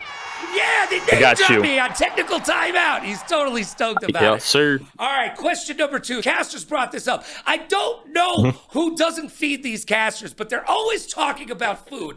And I have the perfect answer to this question, which, by the way, I think is a pretty lame question. But since they brought it up, I have to bring it up to you. Is a hot dog dog a sandwich? I really dislike that you asked me this question because no, it is not a sandwich. I understand it is a piece of bread that goes around, but it is not a sandwich. A sandwich is 2 individual slices of bread with meat in the middle. All right. That is a sandwich. A hot dog bun is together. All right, so I beg to differ, and this is my explanation for you. This is my explanation. All right, I'm ready. All right, a hot dog is a sandwich like Kleenex is facial tissue. Kleenex is a type of facial tissue like a hot dog is a type of sandwich. Oh, yeah! Oh, yeah! Oh, I think I hit that out of the park. Come on. I think that is a good response to it, but I don't think that's enough to convince me just yet. I still think a hot dog isn't a sandwich. All right, fair enough. We'll let you have your opinions. It's a very subjective question, but this one may not be. Look, your owner is watching this show right now, okay? Yep. And I need you to look into the camera, and I need you to tell him what tier you should be playing at. This is a question I do not want to have to answer. And I'm gonna be completely straight with you, Lewis. I love you. The tier I should be playing at is whatever tier gives the team the best chance to win. I'm not gonna be out here saying I should be tier 1, tier 2, whatever it is. It's whatever puts the team in the best position to win. That is where I go. Well, you took a big pay cut so that Chicken Tech could put this team together. You guys aren't having the season that I think you'd like to have, but you, my friend, 30-20, best record on the team. I'm just saying tier 5 may be a little bit too far in the back of the bus from where I'm sitting. I've had several people come up and tell me that. I'm sitting here completely fine with it right now. I'm still working my way through college, and I'm helping the team win by taking that pay cut. I'm okay with it. All right. Question number 4. Now, you said you are still in college currently. What are the skills that you have learned from being a pro gamer in the UEL that has transferred over to your scholastic studies? Honestly, being able to process information on the fly, being able to, so I'm a history major, being able to read a primary source document and able to digest and understand portions of it and then be able to regurgitation from understanding information has translated well from video games to the classroom. And you know what? You'll love to see it because, when we were coming up, when I was coming up back in the day when I was a teenager with just a little bit of gold in a pager, look, I used to read Word Up magazine and the teachers would say, you'll never learn or go anywhere from playing video games. Well, video games are here. They are here to stay. Question number 5. They're here. Look, you are the only champion on your team and you did that with the likes of the Reapers. So I've got a question for you. You've got Hollywood. You've got Cat. They are hanging on by their fingertips on a ledge, and you can only save one. Who do you save? I don't. You know what? I think I save Cat. I think I save Cat, and here's my reasoning for saving Cat. Hollywood, you are a great dude. Love you to death. But I save Cat because, one, he has more life ahead of him doing stuff for the UEL, doing things, being that ambassador, and Hollywood's probably going to be able to hold on longer than Cat, so I can pull Cat up and maybe someone else can grab Hollywood before he falls. That's my reasoning. Well, I'm going to see both of them in just a little bit because they are in town with Titus, and I will let them know which of them you want to save and which of them you will let fall to their death. All right. Sounds good to me. That was a lot of fun. Thank you so much for being here, Jekyll. I appreciate YOU. And now it's time for the blame game, baby! You asked for it, and ask and you shall receive. Each and every single week, we pick a player from the league or a GM or an owner and make them blame somebody. Well, this week we're going to do it a little bit different because I've got a different type of player on the show. It is none other than the greatest player in the UEL. Trust me, he'll tell you in just a second. Oh, and he's on the Reapers, and he is a 3-time champion, Ricky Rock'em Sock'em Robots. Welcome to the show. Thanks for having me. Oh, it is my pleasure to have you. Now, normally we would play a clip and you would have to blame somebody on your team for whatever the badness that happened in said clip. But this week, Ricky, no. Nothing bad about you. The first player in the UEL to go 50-10. Show me that success. Ricky Rock'em, he won the finals of this game. He's been in high pressure situations. That's why he can wear a smile on his face, because at the end of the day, if you talk to Ricky, I guarantee you, if you ask him, he will give you a statement. Oh, Ricky, you're so fun. You're so fun. You blow my mind. Hey, Ricky. Hey, Ricky. Yo, that was just you getting down like a clown like Charlie Brown and definitely turning your frown upside down. I have to ask you, as one of the most successful players in the UEL who can't even get a driver's license yet, who do you blame for your success? Look, it's either two people. There's only two people that are to blame: myself and Damien, the cat. Because at the start of the team, it was just Baba Yaga. It was just me and him, basically. Only good two people. But now, we got more people, more players to play, and now I'm the GOAT, basically. I play every game except sports games. Do not put me in a sports game except Roller Champions. But to blame, it's either me and Damien all the way. No one else is doing Jack Dilly. All right, so you're going to say that the Damien, a.k.a. the cat, he really helped you in this league get to where you are? Yes, because he built the team up basically by himself. He's one of the best, probably is the best coach in the league, and he's also one of my best friends. Aw, that's awesome. Yo, the Reapers have such a tight-knit community. I almost feel like you're the reason that there are no trades, because we all know we're going back into free agency at the end of the season, and I think people aren't trading because they want to build a team and a community like the Reapers, and they are trying to take what that gold standard that you've created for the UEL and parried it. And you know what? I don't know if you can strike gold twice. Can anybody beat the Reapers this year, or is it a 4-peat all the way? This season, yeah, nobody is coming close to beating us. I'm not gonna lie. Since the team switched around, Karma was the only New Moon Eclipse. I don't even know what they are now, but they were the only people who stood a chance against us. Now they're all split apart, but no one's winning. It's about to be a wash in the finals. All right, so I'm calling it right now. January 18th, we're going to see the Reapers versus the X-Gods.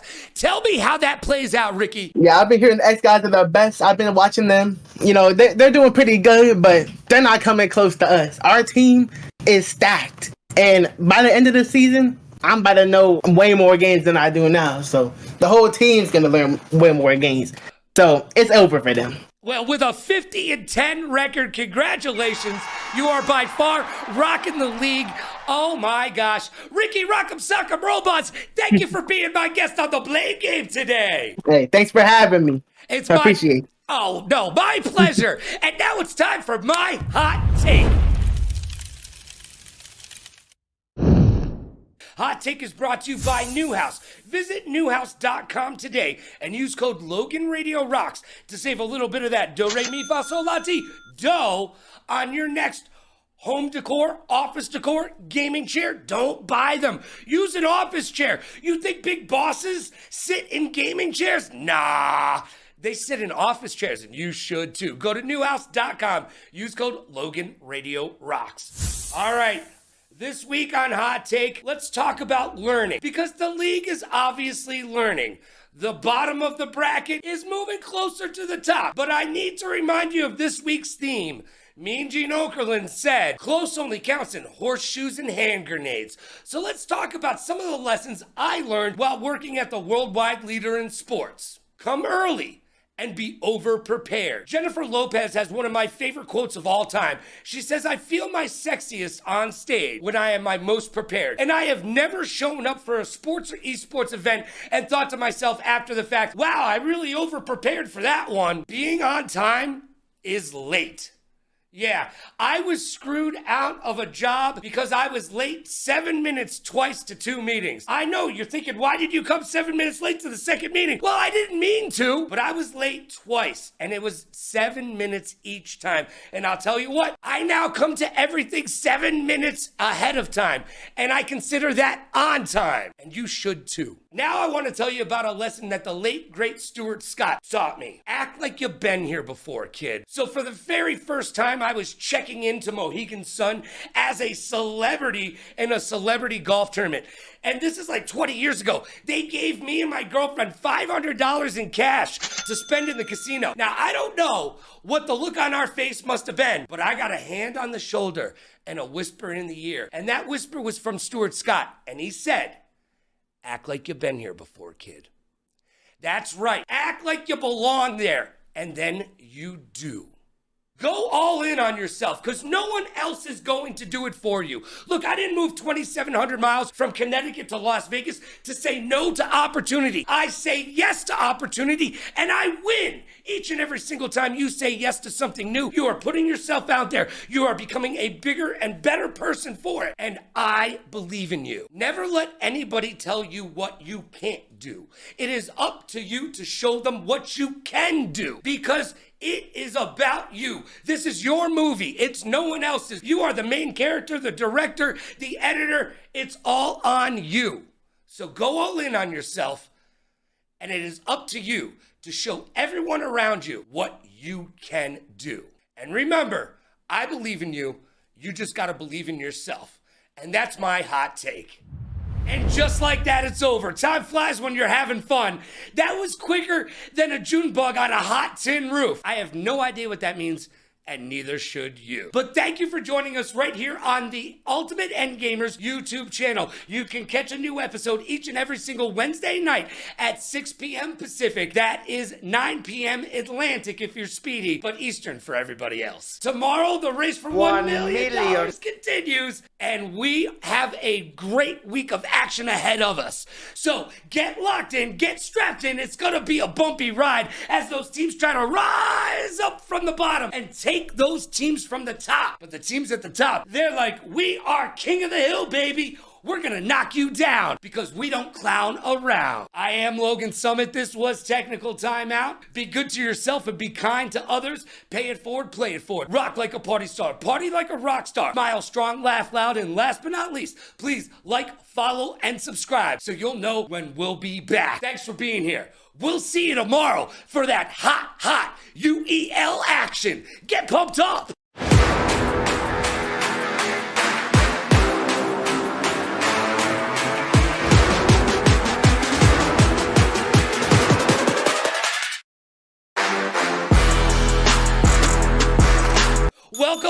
Welcome to another fast-tracked, fun-filled, and fact-packed episode of Technical Timeout right here on the Ultimate Endgamers League YouTube channel. You found us live on Wednesdays at 6 p.m. Pacific. That's 9 p.m. Atlantic for Speedy and Eastern for everyone else.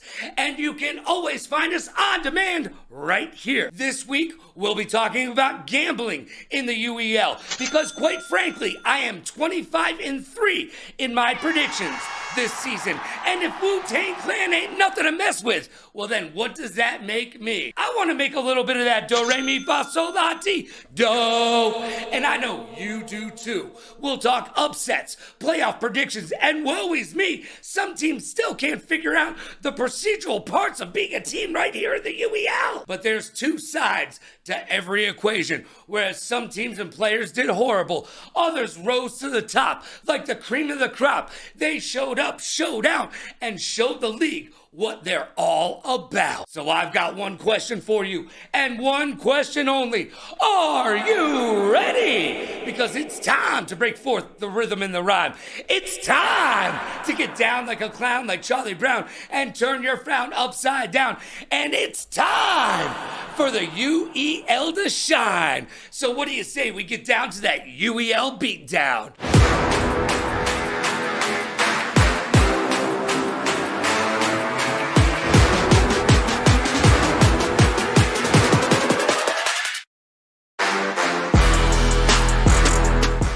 Logan Summit, and I believe skateboarding is not a crime.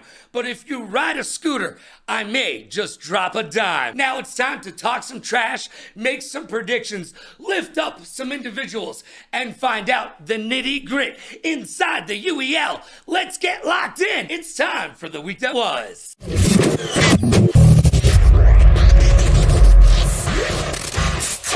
Life moves pretty fast, and if you don't stop and look around, you could miss it. Recently, a Nintendo Switch modder has refused to shut down his website, and the highly litigious Nintendo has chosen to take him to court. Now, most people in their right mind back down because the last modder who said no to Nintendo lost $2.6 million. Now, Nintendo definitely doesn't need the money, but they do not want you messing with Mario. Now, the really crazy part about this story is that the modder is going to take Nintendo on in court while representing himself. Yeah, that's right. And no, he is not a lawyer. But maybe when he's done with Nintendo, he could go help out Haley the Hot Tua girl and her lawsuit because she doesn't know what she's doing and neither does her lawyer. Either way, this is going to be exciting to watch. It'll be like Herd versus Depp all over again. Konami has announced a collaboration with FIFA in the esports world. It will include 2 FIFA World Cups, and no, they will not be playing FC 24 or FC 25, the old FIFA staple game. No. They will be playing on Konami eFootball. That's right, the crooks at FIFA were hanging out saying, hey, we still need to make some money. And they're going all in on Konami. And finally, acting superstar and all-around great guy, Keanu Reeves, made his pro racing debut this weekend in the Toyota Grand Prix Cup. This guy goes to weddings for fans he meets in the lobby. He has coffee with fans on the side of the street. He rides a motorcycle. He's John Wick. I'm pretty sure he's Canadian, and he's been in the Matrix. Also, part of one of the greatest bands in the entire universe, Wild Stallions. And now he races cars professionally.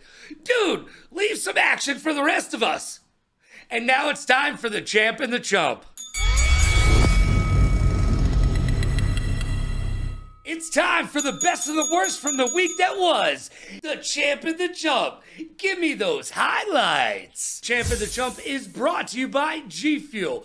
Go to gfuel.com and use code Logan to save yourself up to 50% off all your G Fuel wants and needs. gfuel.com, use code Logan. Save that hard-earned cashish. This week's champ is none other than Blaze owner and Tier 1 Hollywood. Tekken tells the story of why the Blaze won. Hollywood clutched up and beat Herb and KIC in Tekken. At the same time, Kittens didn't get his controller plugged in. No, God! And was DQ'd. On no planet should Hollywood beat any of those 3, especially Herb, in Tekken. Yet the Blaze got through all of them. Game respect from Herb. He did not start the same way that he's been starting all those other rounds with the instant aggression because he knows how dangerous Hollywood can be if he gives him anything, and we're seeing it right now. Hollywood's already closing in. He gets 2 low. Now, Hollywood would tell you he knew he was going to win and is the better Tekken player. But on the day, he was. This week's chump is the Wolves. Yeah, that's right. I'm calling out the entire team. Please, no. You got checkmate by a pawn in Checkmate Showdown. All of this damage. Stop, he's already dead. The shenanigans is so different. All right. There's no way. There's no way. You had lineup issues.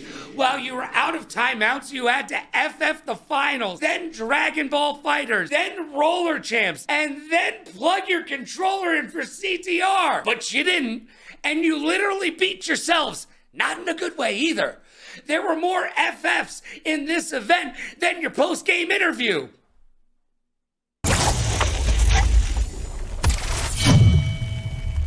It's time we talk in private, because I have issues. Issues is brought to you by Newer. Visit Newer.com and use code Logan to save 20% off all your content creator needs. I am literally reading this from a Newer teleprompter right now. Go to Newer.com and use code Logan to save on pro gear at amateur pricing. You take the good with the bad, and that's the facts of the UEL. The Paladins continue to be awful at shooters. They are now 4-22 on the season. TLG at 16-40 and Imperial at 17-38, still not helping the team. And like other bottom tier teams this week, the Paladins started strong and led 6-3 before completely unraveling and losing 14 straight, looking like Tin Cup on the 18th hole. With the only bright spot being rookie standout King Cryptix making his arena debut for the Paladins and playing well for his team. The Blaze versus the Ravens was a great game with a playoff feel. And it makes sense since it may be a de facto playoff game at the end of the season. Everyone on the Blaze carried their weight and had a winning record. Starting to burn bright like the Hollywood sign at night. Vape went 3-11 and Genghis went 6-9. Didn't carry their weight for the Ravens. However, Ravens rookie Koza deserves some more credit. They went 11-4 and are now in the 40 club at 40-21 on the season. Another misunderstanding of the rules comes up big. Let's talk about Checkmate Showdown. If a team doesn't play 7 people, nobody gets to control 2 pieces. That's it. No biggie, no diddy. Just make sure someone has a king. Because if not, you're going down with the king like Run DMC. That loss by the Ravens was massive. I had it right. The Blaze had it right. The Ravens did not. The Click finally looked like a top 4 team in the league as they went 7-0 in racing and 4-0 in fighting. Chat was losing their minds over Silver not playing for the Cyclones, especially since Pizza, not quite a man, got the start. Nepotism or a bad decision by the GM? Hollywood said it's the GM's fault, but you be the judge. I don't think Silver would have fixed a 13-game spread, but he was sorely missed. Is it time for Silver to ask for a trade? The Cyclones have played a league-high 12 different players. That doesn't help the lack of chemistry the team has shown all season long. Weeping Jade showed out during Overwatch. Napkin took out KIC and Skullgirls. Garto showed himself to be cooler than the other side of the pillow during Need for Speed and escaped with ease, like watching reruns of Prison Break. Despite his setup and controller issues, Kittens did play well during Apex. Learn to meditate, young man. Woosah, woosah. What about Jade in Die by the Blade? Smoking! By the way, Rookie Sin told the Wolves and the rest of the league, you are not streaming Die by the Blade. Is he right? Chicken Tech and Global did their jobs during Tekken, and we found out if you have chicken in your name, you are the GOAT at Lumina Rush. My runner-up this week for champ has to be Jekyll and the Click for that last-second win in Roller Champs. Boy, that was bad. Flip that coin, and we could chump a player on the Cyclones for putting their controller down and allowing that 3-pointer in the final seconds. Don't put your controller down early. What did you learn? Jekyll at 42-22, Mr. OG at 41-24, and Chicken Tech at 40-20 joined the 40-40 club. Even though the Wolves were FFing around this week, we did learn they got shooters. But that's all they got. Might need to get 2 turntables and a microphone and start working on your DJ set. The Ravens desperately need to win a fighter. Please. Everyone was kung fu fighting except for you guys. Get your Jackie Chan on and grab a win. Question. Is the league turning towards a 6-player meta? Signs point to yes. Now let's talk some trash. This week, Strix said the Ravens are the best Tekken team in the entire league. So what happened? The Blaze showed that they are selfish in their gameplay during sports. They need to learn one very important thing. Pass the ball, the puck, or the buck.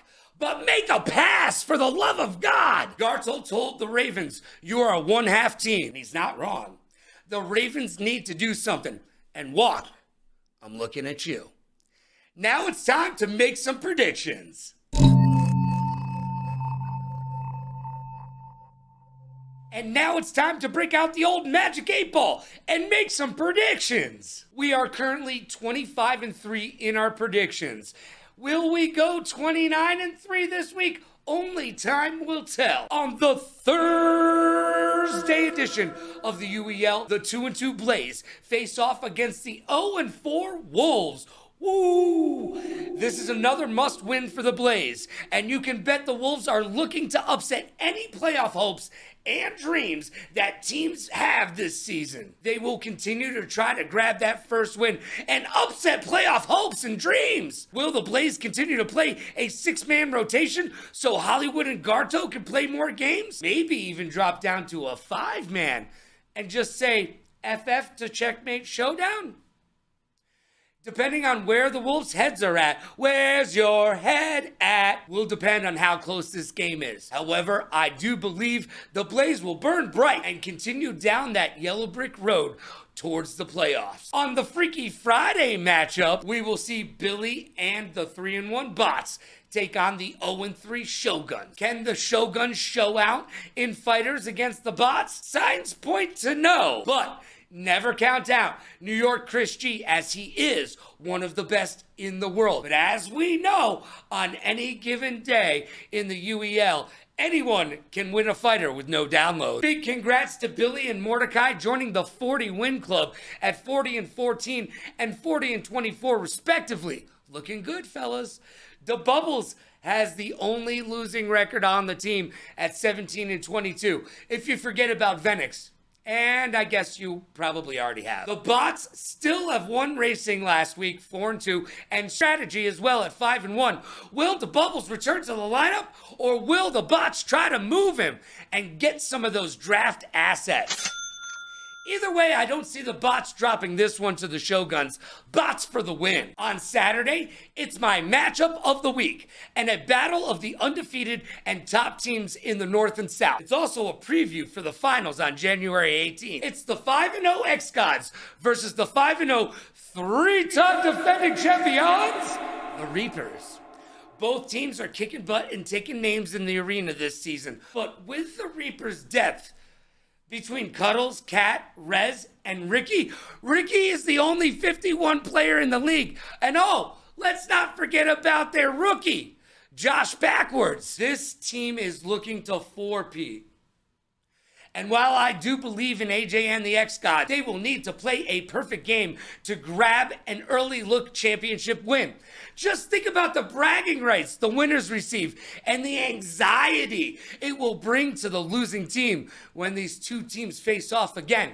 And mark my words, they will meet again in the finals of the UEL Championship, competing for all the marbles none of the kids want to play with, and all the chicken nuggies and Code Red Mountain Dew that one person can handle. It all happens on January 18th, and these are the two teams that will be there. But I do believe the Reapers will take this one to the bank and cash that check.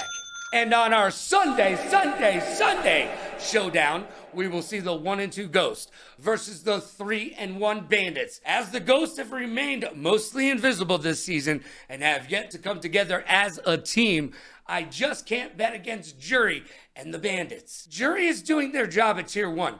He's at 32-15, and no one except for No Lovejoy has a losing record on the team. So the Bandits can put away the badges and grab another win.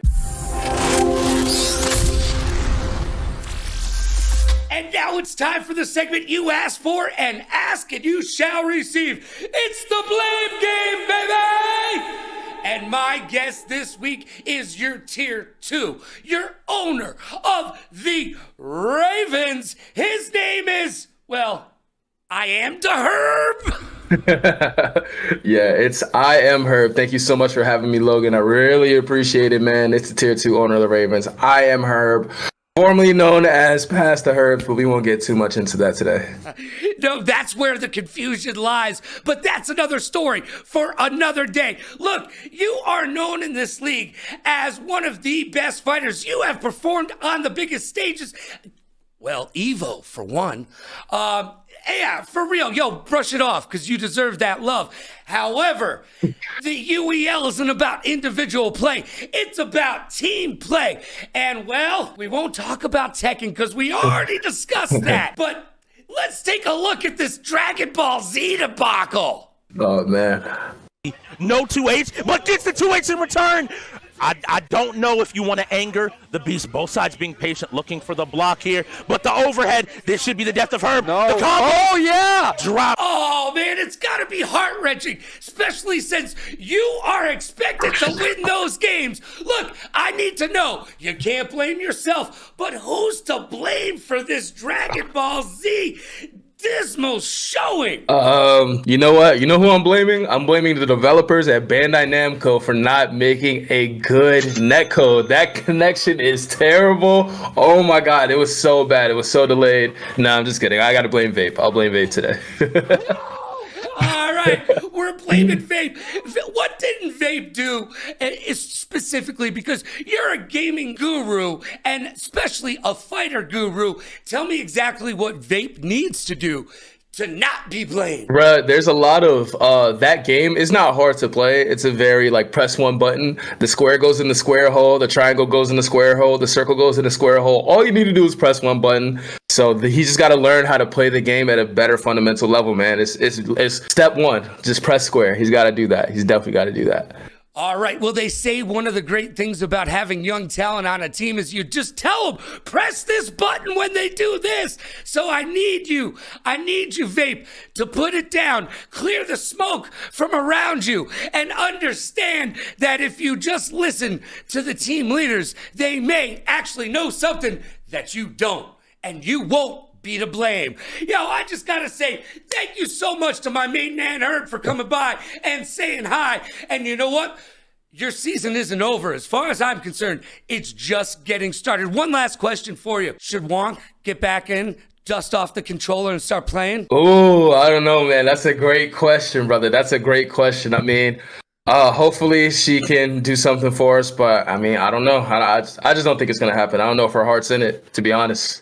Well, only time will tell. We talked about it, so we shall see. And we shall see how the Ravens do. Still fighting for that playoff position. And now it's time for my hot take.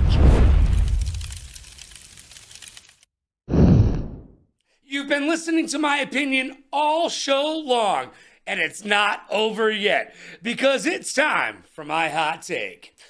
All right, this week, Titus, our very own Steve Jobs, but he's much nicer to his family and his employees, was in town with the likes of Hollywood, the Cat, and Doc. And they were here for a myriad of different reasons, but one of the reasons was gambling. That's right, GTE Conference was here in Vegas, and it's a gaming conference. Not gaming like COD or the UEL, but gaming like spin and make that money, money, money, money, money.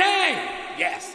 And that's what we need right here in the UEL. If I haven't mentioned it previously, I'm 25-3 in my predictions this season and could use a little bit of that extra do, re, mi, fa, sol, la, ti, do. Now, you know that, but what you don't know is during the CDL COD Champs, I only got one pick wrong. And by the way, remember when I told you that the CDL was disbanding after this year and Saudi Arabia would be there to pick up the pieces? Guess what they did this week? They fired their entire production staff. But that's okay, because UEL will become the new CDL. Because we're going to be bigger and better. Not one game, but 33 games. And that's why we need betting in the UEL. There's so many great bets to be made. Forget about the head-on-head. Who's going to win here? Who's going to win there? The side bets galore are just absolutely amazing. What game will the wheel hit next? Who will be the first to FF? These are great side bets, and they make betting in the UEL that much more obtainable and exciting. Look, it's really hard to bet right now on esports. In America, DraftKings and FanDuel, you can bet on the CDL. But that's it. Now, internationally, you can bet on Dota 2 and League of Legends. But those are international app-based, well, you put your faith in it. I need a centralized betting industry top executive to come on into the UEL and say, we're here. Now let's make it happen. I talked to a couple 24-hour betting networks and asked them, what do you do with esports? And they said, nothing. And I said, why? And they said, we haven't thought about it yet. And I said, that's no true. You're liar, liar, pants on fire. You've thought about it. You just don't have anybody over here who can handle the heat. So get out the kitchen, move out the way. Because I'm here, and I'm 25-3 in my predictions, and I want to talk about esports betting. More importantly, I want to talk about betting in the UEL. Titus, let's make it happen, because I know those of us who are of age want to get involved in a little bit of gambling and have it be part of our favorite sport and our favorite league, the UEL. And that's my hot take. And just like Tory Lanez in an 87 Stingray, I'm on my way. Yeah, just like that, it's over. But have no fear, because we will be back next week right here on the Ultimate Endgamers League YouTube channel. Every single Wednesday, 6 p.m. Pacific, that's 9 p.m. Atlantic or Eastern, depending on what your style is.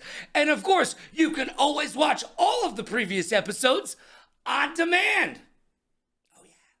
Get buckled up, because the race for $1 million continues mañana, and we've got some great matches ahead of us, and some hot UEL action to be decided inside the arena. Get here early and get locked in, because it's gonna be a good time, and I can guarantee you'll smile like a puppy seeing snow for the first time. Also, we'll find out, do I go 4-0 once again? Will we bring the record to 29-3 on the season? Only time will tell. So be good to yourself and be kind to others. Pay it forward, play it forward. Rock like a party star, party like a rock star. Smile strong, laugh loud, and last but not least, please like, follow, and subscribe so you'll know when I'll be live. I'm Logan Summit. Thank you for joining us. We'll see you next time on Technical Timeout, right here on the Ultimate Endgamers League YouTube channel.